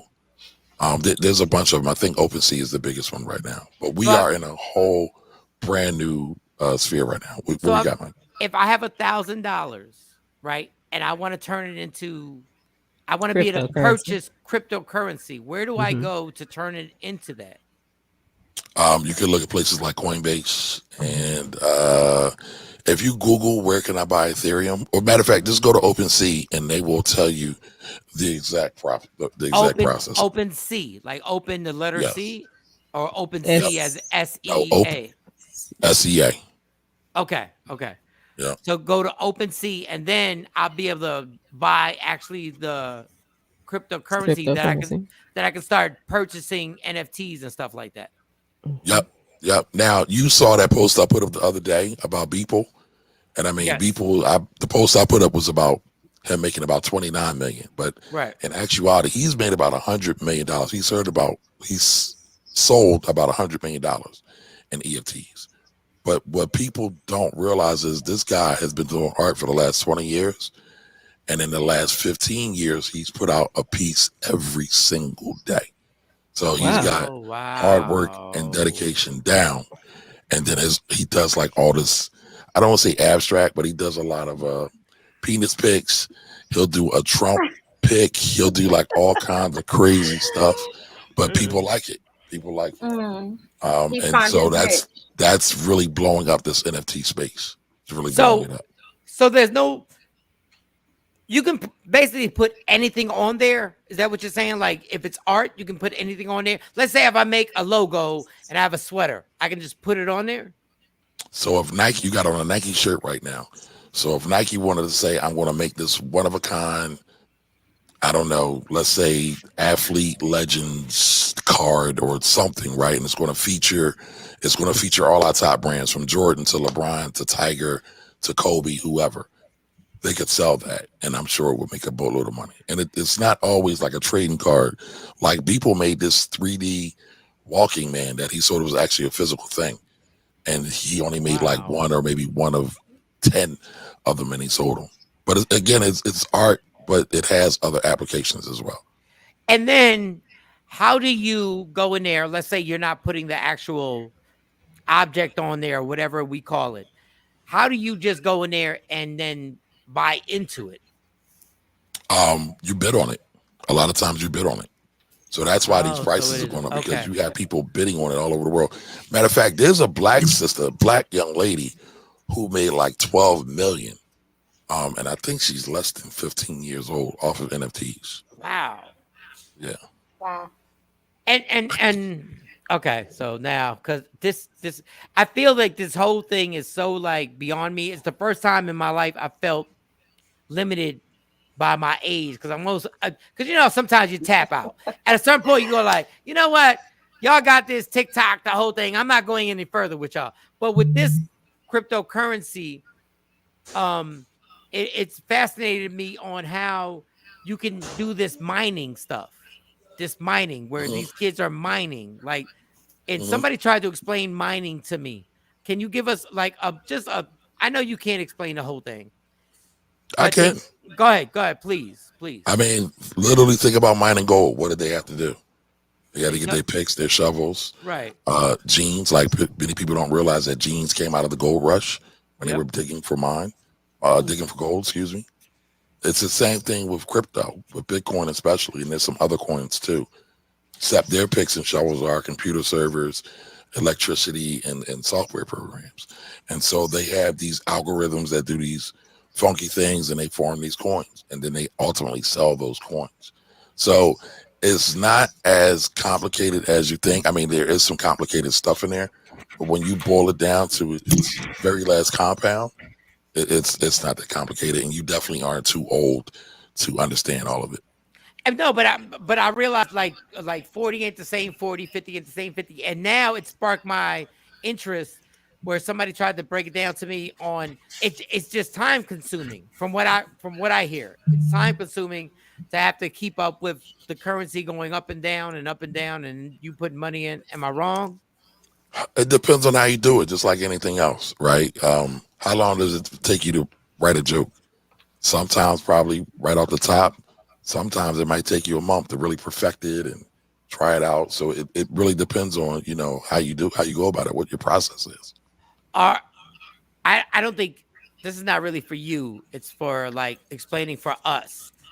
Are you nervous that what they're about to do with this cryptocurrency is going to eliminate so much of Black and brown people that poverty is going to even go further, and it's going to be a desperate situation in like 10 years or 5 years maybe? Well, the short answer, yes, but it's not just that. That's already here. And it's two sides of the coin when we look at it, right?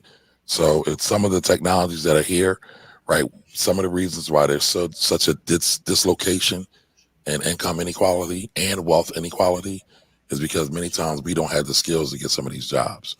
A lot of times Black unemployment is double the rate of national unemployment.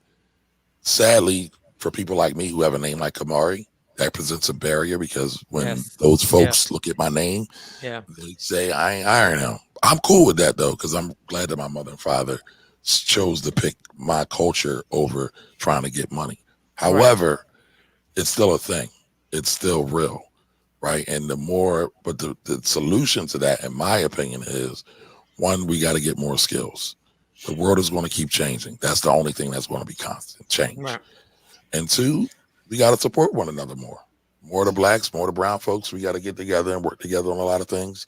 Stop giving our money to the bigger corporations that really don't give two F's about us, and consolidate our power. Again, we give away our dollars. We give away our power because we really don't value. We don't understand what's going on.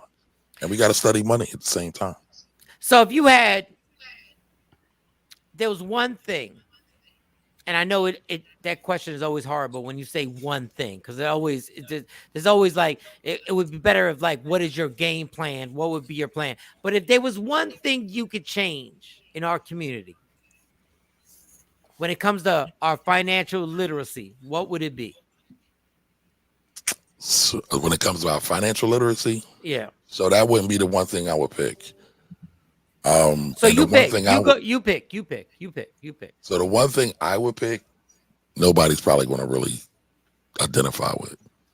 But I think Black folks' biggest problems, and Black and brown, right, is some of the problems from white supremacy, from Willie Lynch, from our conditioning and our training. And so if I had one thing to pick, I would pick that we love each other and love our culture more. Because many times, many of us are actually ashamed to be Black or brown, but we don't realize it. It's very unconscious. And I know that's not a financial question, but when you look at other cultures, that makes sense because that rides into it. It goes into a financial situation because when you love your culture, without even thinking, you're now supporting it financially. Right. Exactly. That's a little. I say that to people all the time, and they're like, "What do you mean? What do you mean? I got to wear dashikis and grass skirts all the time?" No. When we look at a lot of these things that's going on right now, from the robbings to the victimhood to the murders, a lot of it is a lack of love. How much is a life worth? we're not even gonna get into the educational portion of it, but how much is a life worth, an actual life? Philadelphia's at over 500 murders. In LA, they talking about like it's Bucktown out there. It's the Wild Wild West. So, I mean, it's not just happening in Philadelphia. It's happening in every major metropolis area. And those issues have been going on to some level, shape, or form for the last 100+ years. And I've always said this. What we call the hood, which is such a bad description. And let me explain this correctly. I live in Jersey, 5 minutes around the corner from where my mom lives. And what I'm saying is that neighborhoods that I grew up in a place where I didn't have to risk my life just to get out of that neighborhood. Mm-hmm. I literally moved 5 minutes away. And if we could get our same cities and our blocks where you didn't have to risk your life just to get off the block, where you could be safe and raise your family there, there'd be so many people not in jail for that. But, that it just always boggles my mind where Harlem right now is run by white people, and the same places that everybody said was so dangerous around the corner from the Apollo, they're white people walking their dogs. Yeah, good old gentrification at 2:00 in the morning. Yeah. And I sit there and go like, we really can do this. Mm-hmm. Well, you don't literally have to run. Yeah, you don't have to sell crack to get out your area. But from the financial aspect, from what you were saying though, from the financial aspect, we don't trust one another enough to say, I got 20 friends. 20 of us gonna put in, $2,000, and we gonna go buy this couple of acres of land over here that's sitting here for dirt cheap, and we gonna make something out of it. Well, they're doing that Hereafter Farms. Mm-hmm. So in Dallas, they bought 400 acres of land. This young man, Ben X, was, I don't want to say he was the leader of it, but he puts a lot of information out about it. I think he's working with Farrakhan. I think he is. He is. He's a member of the Nation of Islam. Yeah. But yeah, he's a young guy. I met him on a movie set at one point, and I remember he was young then, and he was sitting in the corner when we would be between shoots doing a Facebook Live, an Instagram Live about bringing the Black community together. So they have one in Dallas, and he just posted something up that they have 25 more lots that they're doing. They're also doing it in Atlanta. But I think you have to put up. I did hear about that. Shawny, I did hear about that. Yeah, I did hear about that. Yeah. But if we took that as a global mindset, though, like those are isolated things where great things are happening. But I'm talking about if we did it from a global mindset, we will be a force to be reckoned with, financially. But what I'm saying is, got to start there where we start. And Mark does have a question. I want to get back to the conversation. I have rare pictures of famous artists. Could I turn it into NFTs? Yeah, I want to hit what Shawnee talked about though real quick. Go ahead. Because I think it's really important. Now, Brother Ben X, shout out to him. He's a dope brother doing a lot of stuff.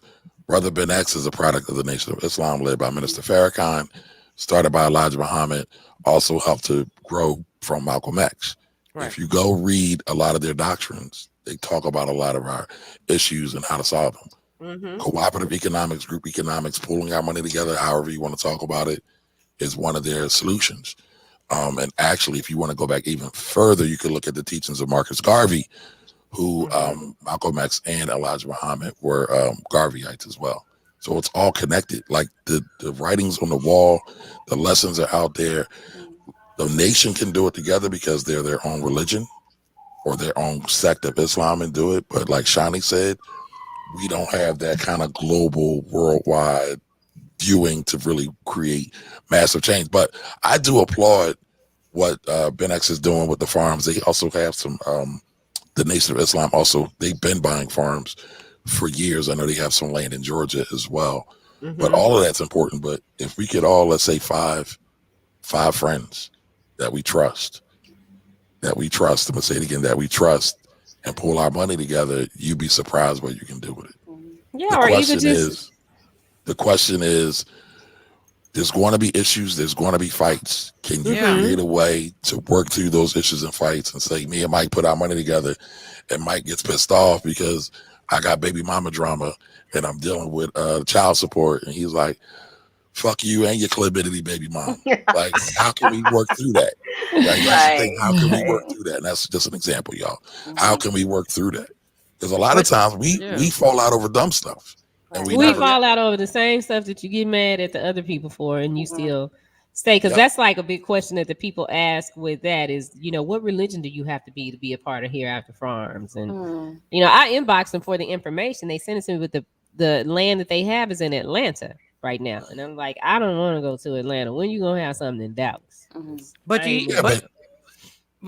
I just want to say what you said, that you trust 5 people that you trust, that we say we're gonna put $5,000 in, each of us, 5 of us, $25,000, and we're gonna put it to this.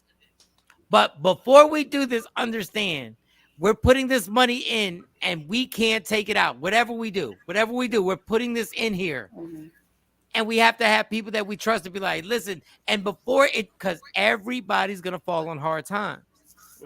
But that $25,000 can literally turn into something so bigger than that in a matter of a few years. You can't look at it as your rainy day fund. You can't look at it as it's money that you can touch if there's a problem. You can't even look at it like your money.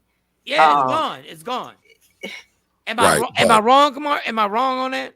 So you're not wrong, but here's the thing: people go on people, and I've worked on a couple of these things, and they always fall apart for the same reason. Like, think about this, y'all.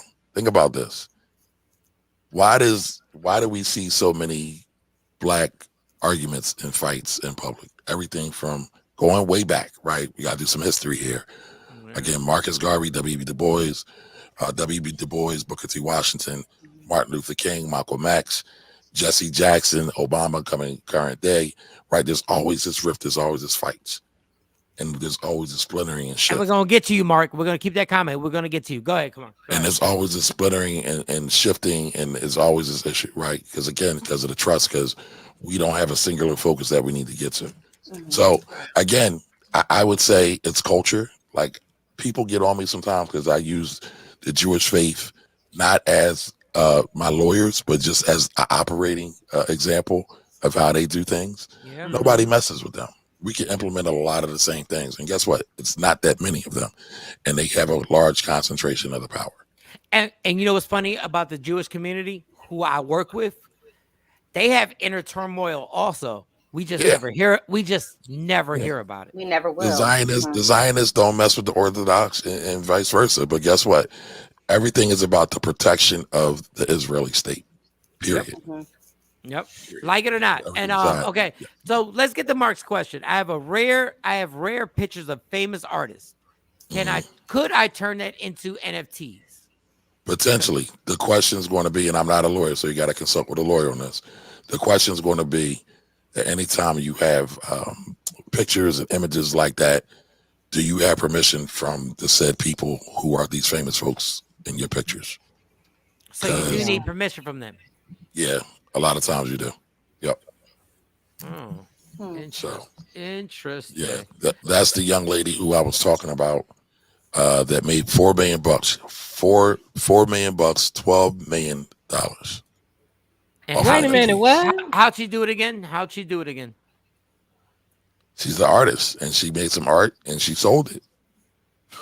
Wow. So on NFTs. Wow. So here's the thing right now, like everybody's saying, I'm an artist, I'm a poor artist, I don't have a way to make money.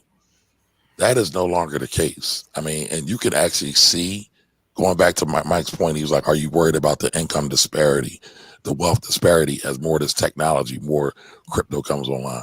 If really get into, and I'm not trying to preach, but if folks really get into their God-given gifts and abilities, they can make some money. They can really make some money. But the question is, I need you to teach me how to turn all of these good old talents into some NFT money. Because $4 million. Well, you already tapped into your gift and talent. Oh, right? Just like when I was on here with y'all was giving me game. Y'all said I need to do voiceovers. Right. It's sometimes we can recognize gifts and talents in people that can't be recognized in themselves. But Mo, you already doing it. You on your grind. It's not necessarily going to be overnight. But again, Beeple, I don't know if we can pull up that. But again, he sold 100 million of NFTs, but he did over 20 years of work for the thing, but he was chimed in. He was doing it for free.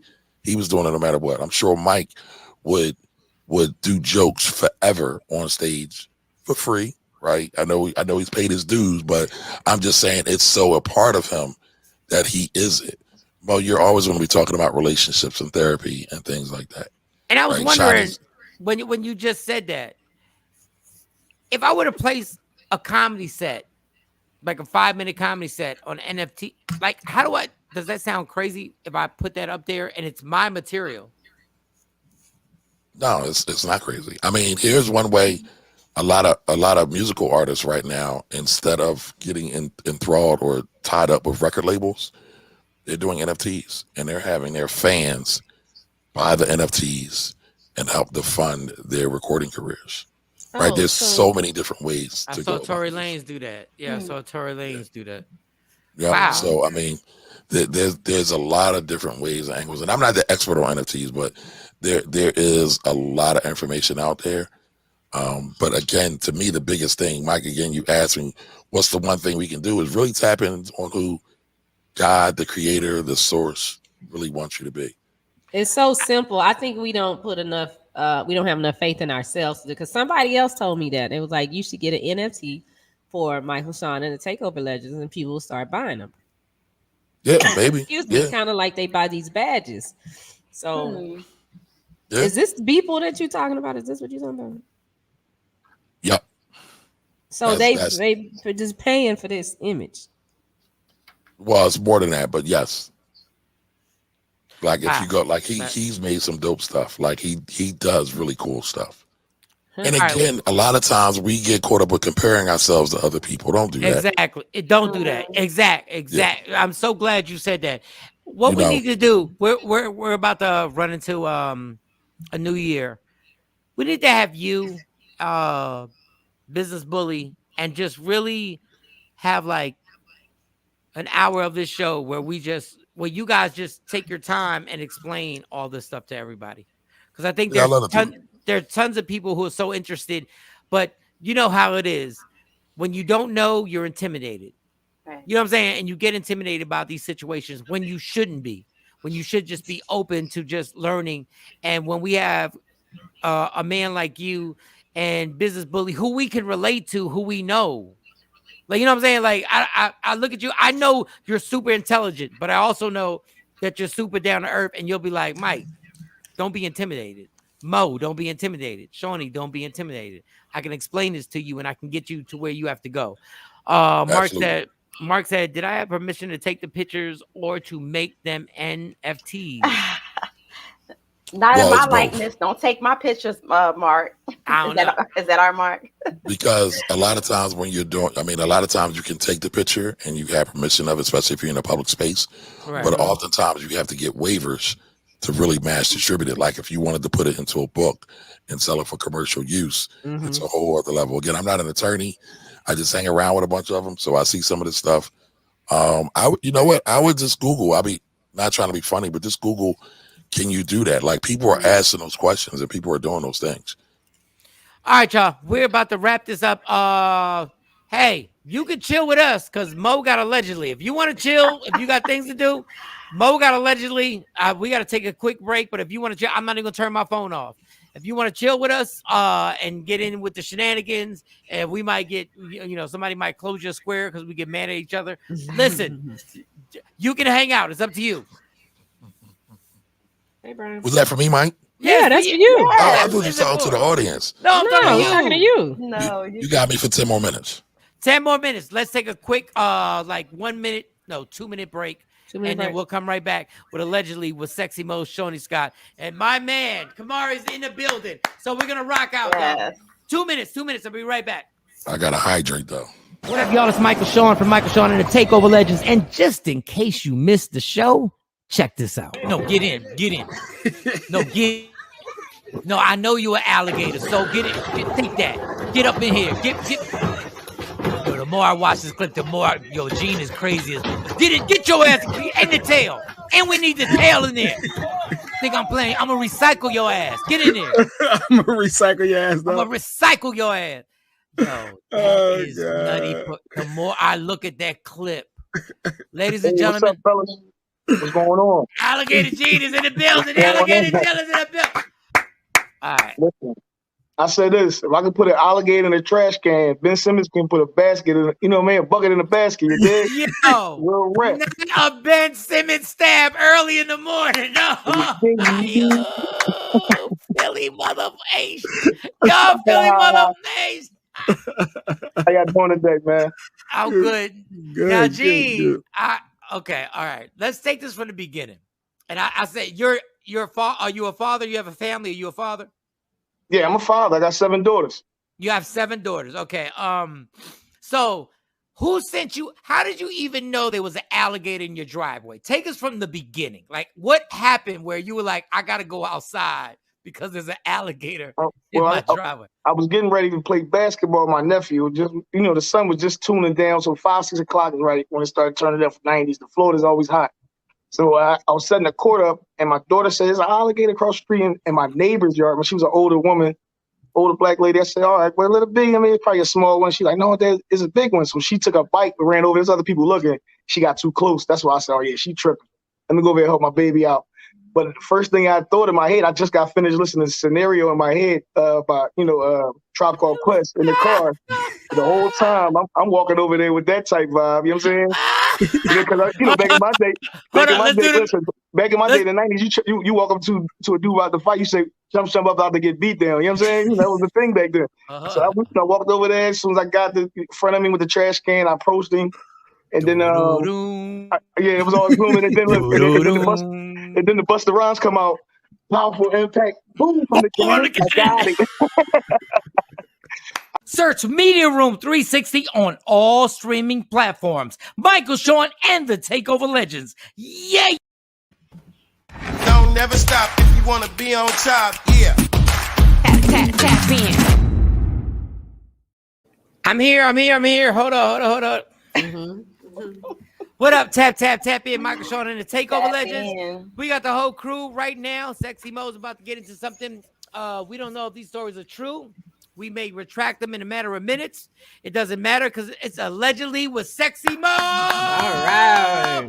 So, well, Mo, what happened to the gun?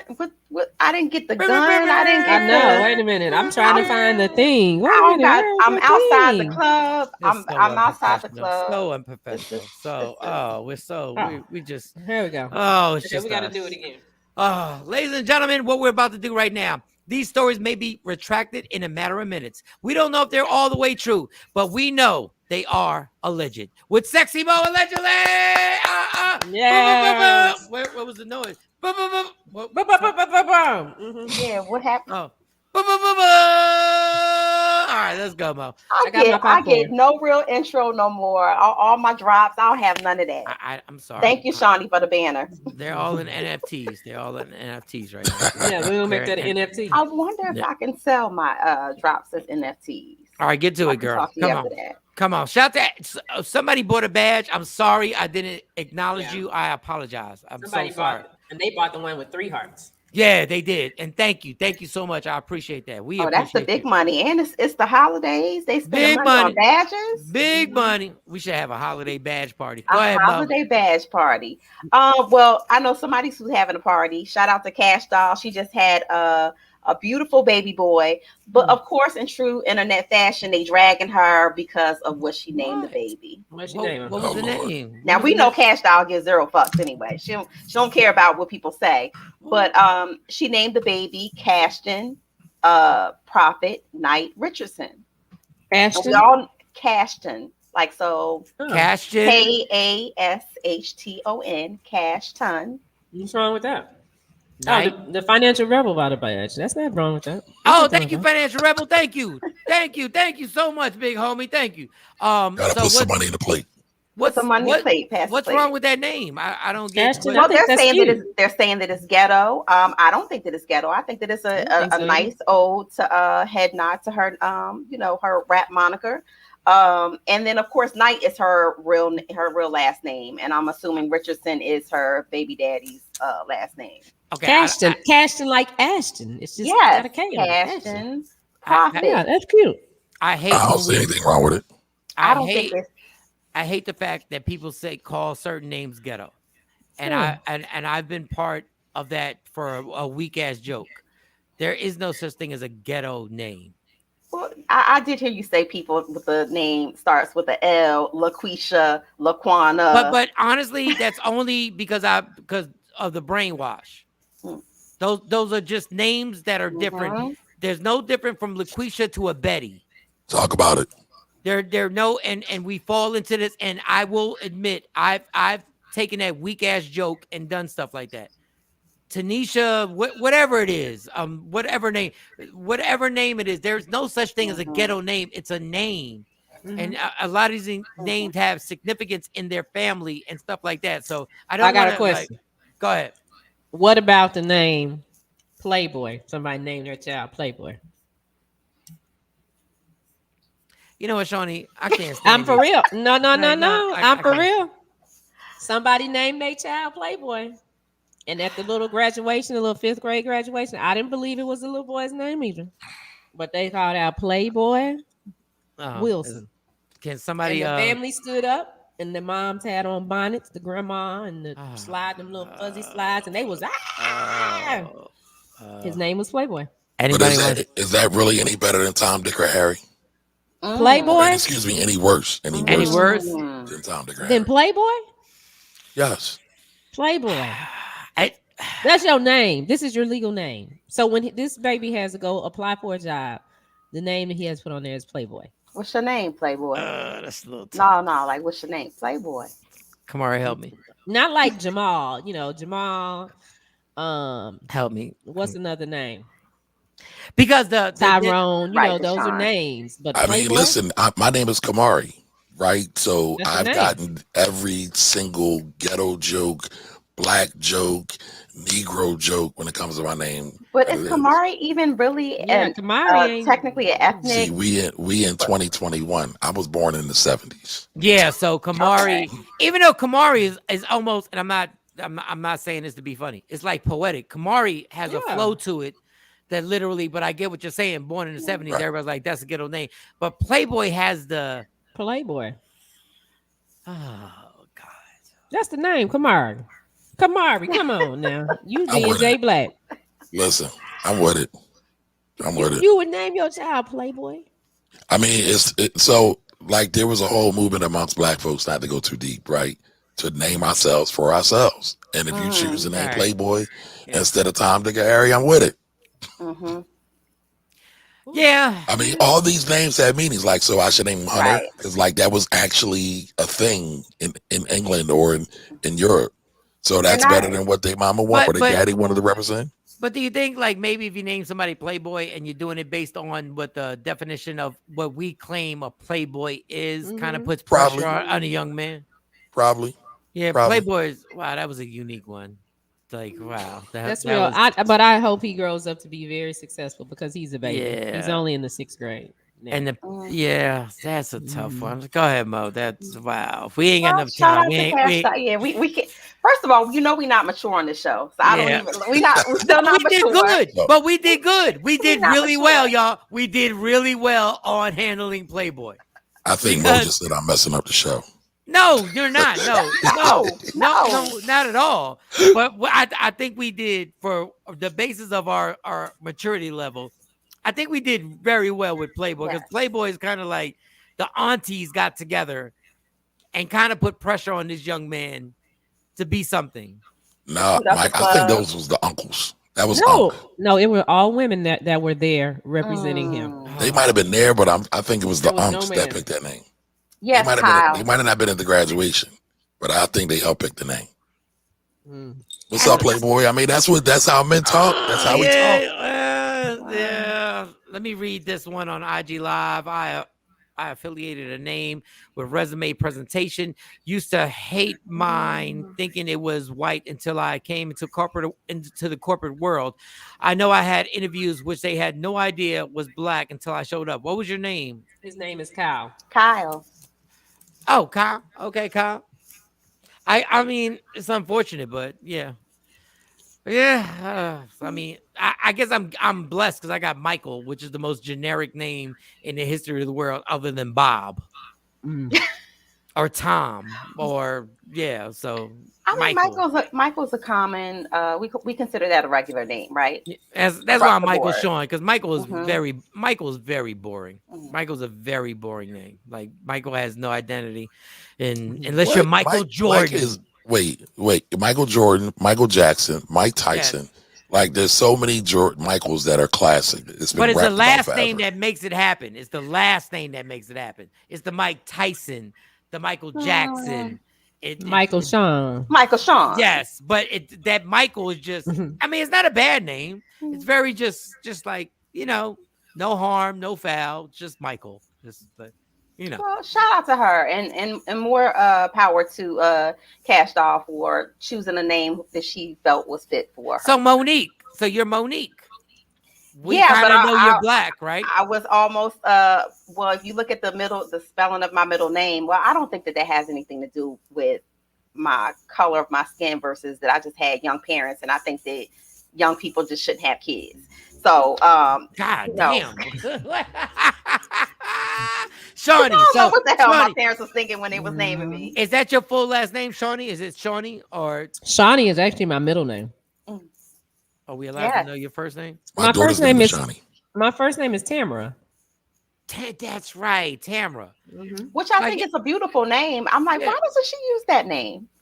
Well, my family called me Shawnee. At school, I was Tamara. My mom named me Tamara. My dad named me Shawnee. So I just got a plain name. I love that name. Yeah, she's a beautiful girl. I know your daughter. Yes, she is. Jesus, unbelievable. Next story. Shawnee is. I like Shawnee. I like Tamara. I like both of them. You got Tamara, Shawnee. But real quick, so that's a good flow. But real quick, so I watched BMF, and so was that why Cash Doll was so thick this season? Yeah, she's gotten. I'm glad you picked up on that. She's a little extra thick. She's always been a thick girl, but she plays. She plays the love interest. The love interest, the baby mom. Oh, the one that has a little girl. Yes, her name is Monique. So she plays her, and she does a great job. This is her first breakout role in terms of acting. But yes, she's a little thick, or she got a little thicker because she was pregnant. She looked good. I didn't even recognize her at first. No, she did look good. She really did. And 50, long segue. This is like extended, but 50 BMF, obviously that's 50's situation. Yeah. So 50 put a post on IG Live with Felicia Rashad from The Cosby Show. And he said he always had a super crush because she literally could speak with her eyes, which I got that. I was like, 50 really is an intelligent bastard.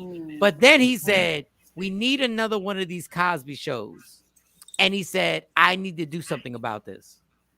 And I was, which means something's coming down the pipe. And when when he said something like that, I was like, okay, 50, I'm waiting for it. Because we do need one of those shows, y'all. I mean, I love BMF, but it's still a drug dealer situation. I love Power. I love all the stuff that they've done, but it's still drug dealing, and people got to die, and people are selling drugs to people of the same skin color. So that would be amazing if 50 actually could put together some type of love situation like that. That's normalizing black love, normalizing black family. He's not doing it because it's a good thing. He's doing it because he'll make a boatload of money off of it. And he's already gotten pushback from the audience that says we need another Cosby show show. No, you're right. You're right. Well, you're right. So, shout out to 50 though, because he gave Elvin a job. Elvin is in the book of. Not only did 50 give Elvin a job, Tyler Perry also gave Elvin a job. But don't be nitpicky. Don't be nitpicky now. Yeah. If he gives us a good quality, come on. If he gives us a good quality show, to all black execs. I know, but don't do that. Don't do that now. What did Tyler Perry give Elvin? He gave him a job on that movie. Because Tyler Perry ain't never put nothing. Tyler Perry's never put nothing out for free. Everybody got to make. Of course not. Of course not. No. All right. Two great businessmen. All right. Yes. You was a little side eye right there. You gave 50 a little side eye right there, homie. Yeah, what's wrong with 50? Listen, Mike, you just said it. I think 50 is a genius, but I also think everybody has gotten this whole pushback. We don't need another drug dealer show. And here's my overall take for it, right? Because I'm not hating. Drug dealing is a part of our culture. It's part of our story. Whether you like it or not, Our stories should be told. We should tell all our stories, the good ones, the bad ones, the great ones, the sad ones. That's my take. But it can't be the dominated story because that's not, we're not one dimensional.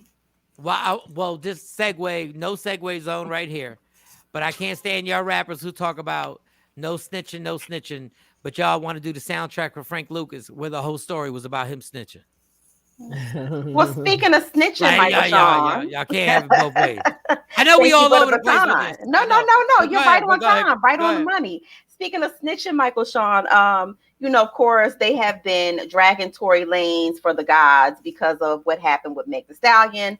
And, you know, once that whole shooting incident happened with her, a lot of Tory fans and non-fans alike, everybody kind of turned on him and was riding the Meg wagon. Well, I told you 2 weeks ago he didn't take the plea deal. Hold on. Get on IG. Get in the club again. Because I can't get in the club because my phone is dead. Oh, you died. Okay, go ahead. Oh, y'all! I gotta buy y'all battery packs for Christmas. Yeah. It lasted for like 3 hours, but so he didn't take the plea deal. I told you he didn't take the plea deal 2 weeks ago. Well, tables have turned. The lawyer has come out the woodworks with some damaging evidence. This pretty much probably going to exonerate Tory Lanez from this case. Stop right there. Stop right there. Everybody, I want to know. Catch IG up right quick, Mike. IG, we're talking about Megan Thee Stallion, Tory Lanez, the case that's going on right now, where it looks like it could be a chance that Tory Lanez is found innocent on this. I just want to know if he's found innocent and he ain't shoot her. What do we say about Megan Thee Stallion?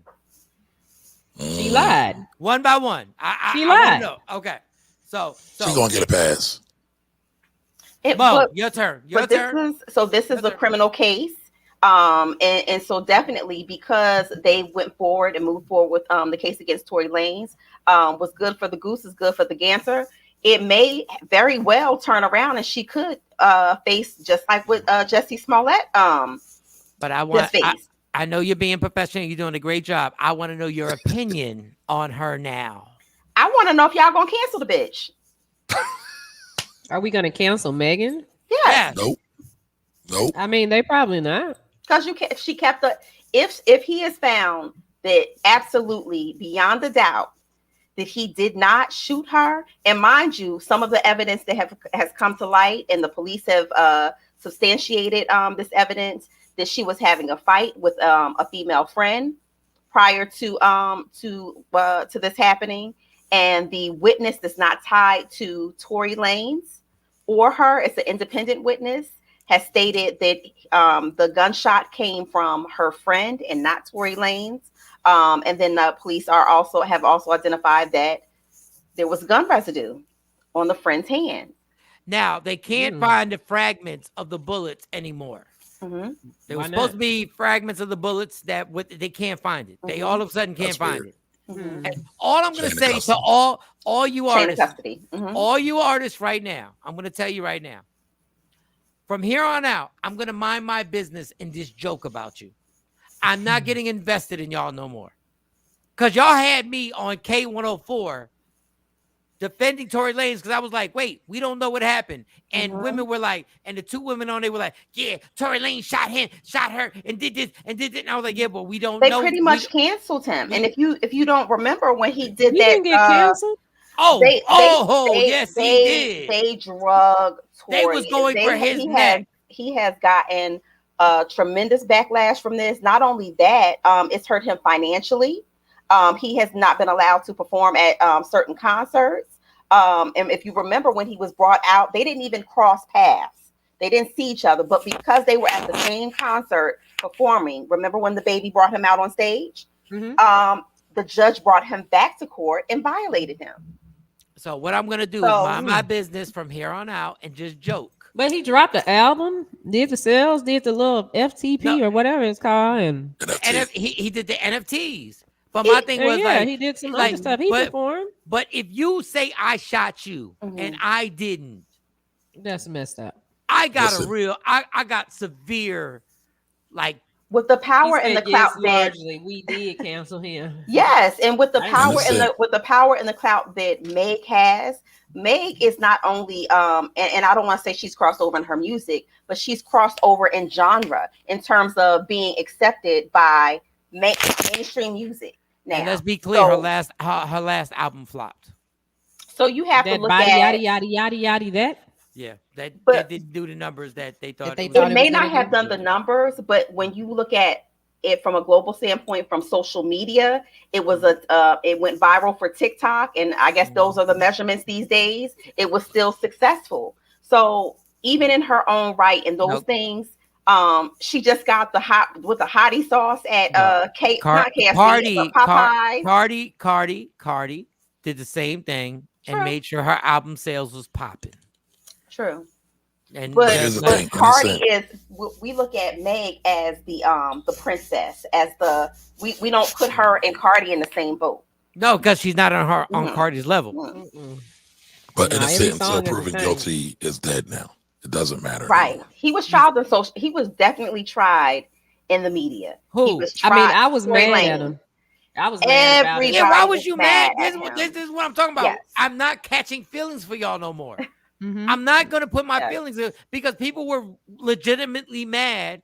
And if you're sitting there, if you've ever been in them drunken stupor party atmospheres, the fact that we decided, we literally were like, you shot Megan. He's like, no, what the fuck? No, I But if you think there were men out there that were actually coming for Tory Lanez's neck, like I'm coming for you, just on the behalf of what Meg said. Who was coming for him? Just there were people coming for him. It was people coming for him. Heat.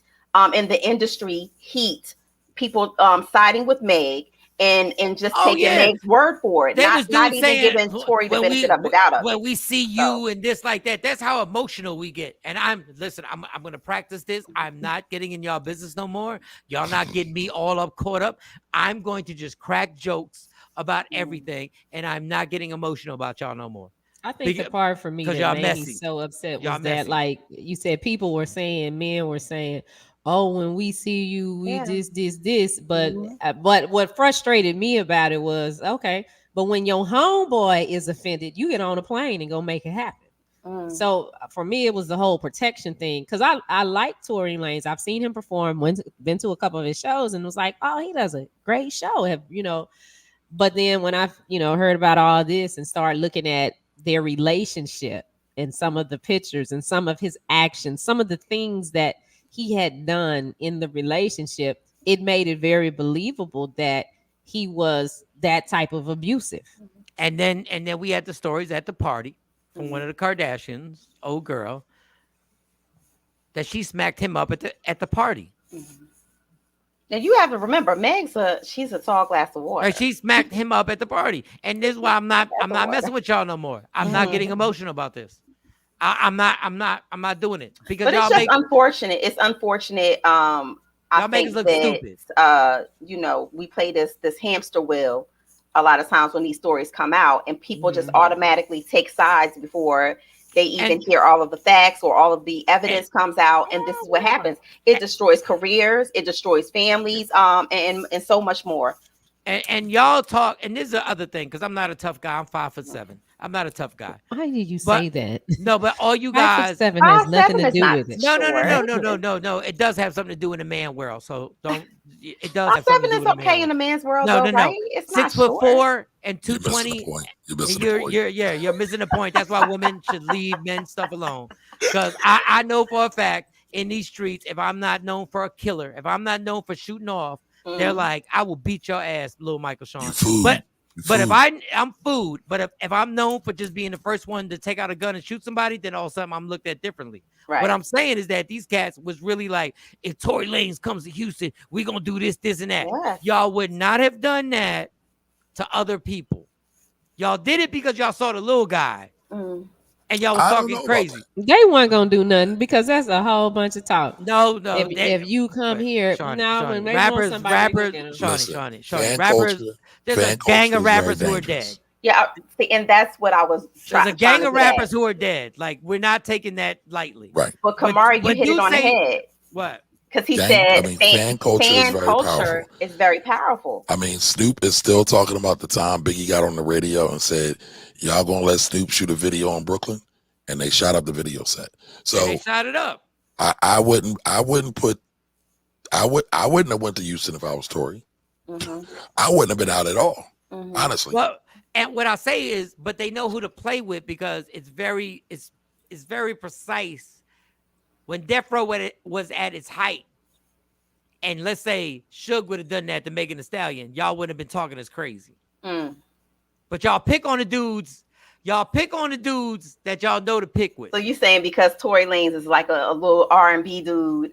Yeah. Okay. There are certain people that you know that we'd be like, y'all wouldn't be that quick to be like, if you come to Brooklyn, there's certain people you'd be like, yeah, okay, well, let's find out what really happened. Let's let this play out. Let's just play out before we say so and so can't come to so and so. Was it her pinky toe or was it her big toe? Yeah, who knows? But if it's like Tevin Campbell, if you come on this block, we killing you, homie. Like, all right. Yeah, and them some cowards, in my opinion. Right. You say that like that, no. But I mean, if she lied, he didn't shoot her, then she got to deal with what she needs to deal with. She gonna get a pass. It's not even just the and maybe she will get a pass, maybe it'll pass over. But legally, they are not taking these things lightly anymore. And she could actually have felony charges filed against her for lying. She's gonna be like Jerry Rice out here. She's gonna get a pass. You're gonna get a pass, but I'm gonna say 50, for example. Mm-hmm. If this would have been 50, they wouldn't have been quick to say, you better not come to so-and-so city. Not saying 50 is the end all be all. Mm-hmm.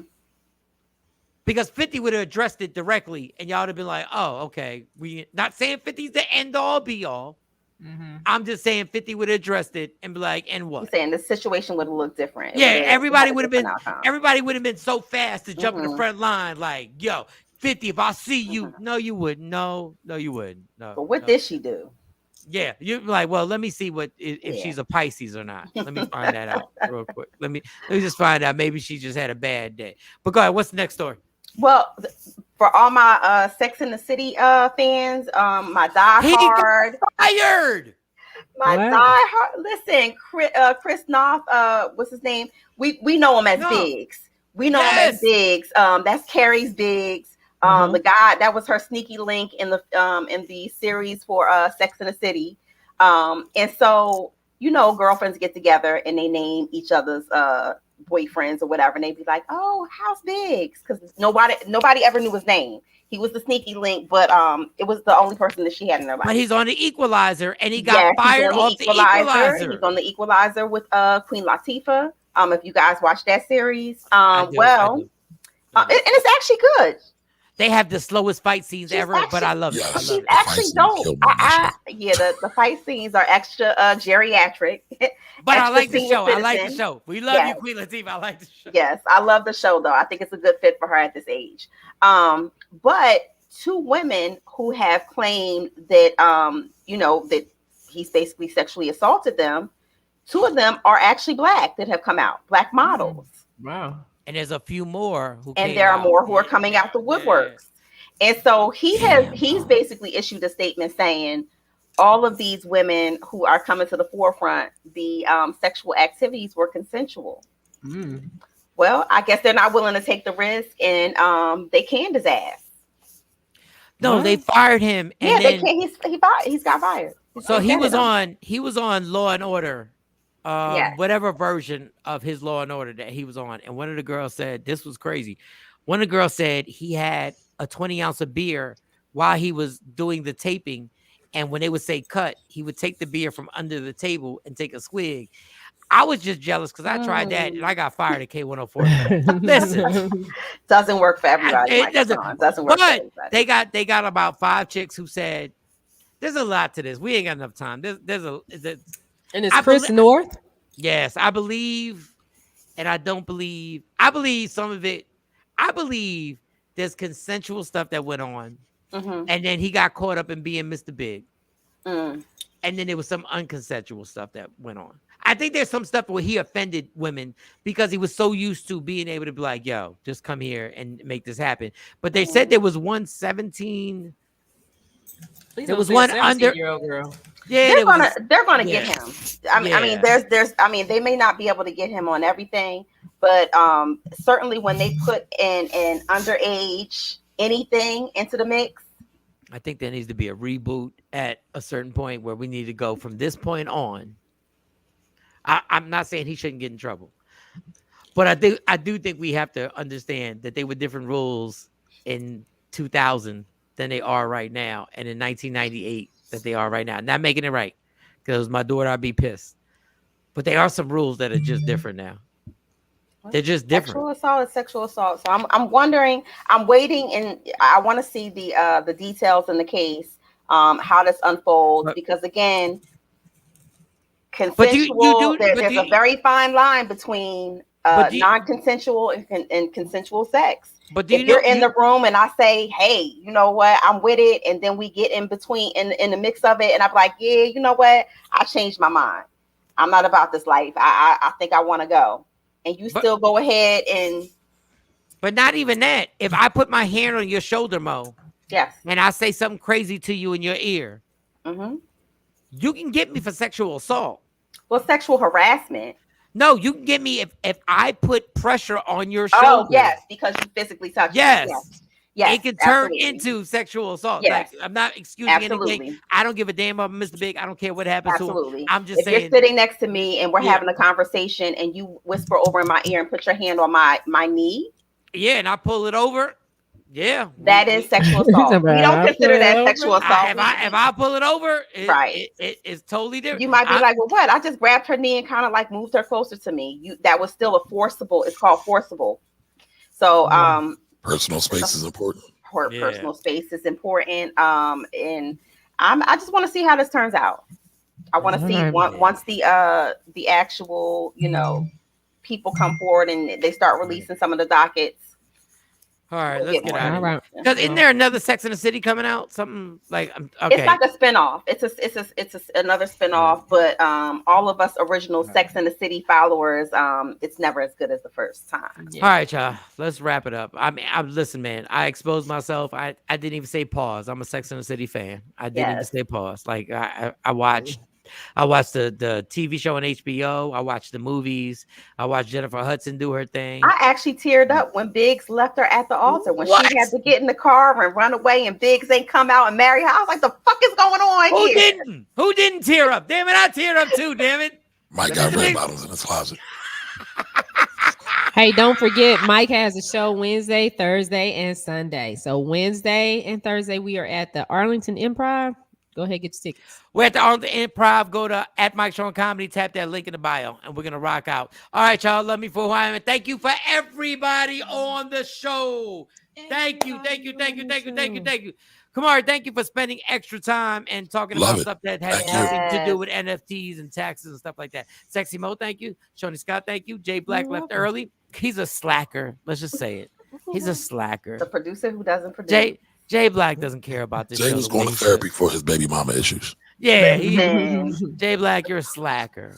There's no way you have that excuse when everybody's doing more than you. All right, love me for who I am, not who you want me to be, because I can never be that and understand there's only one thing in life that's guaranteed it will end. So enjoy every minute, every second. Understand you fight for everything in your life, parking spots, the big piece of chicken, and all types of stuff. Fight for your happiness and never let somebody take that from you. It's Michael Shawn and Takeover Legend. See y'all tomorrow morning. Yeah, y'all. Michael Shawn and the Takeover Legend, where the truth hurts, but also makes you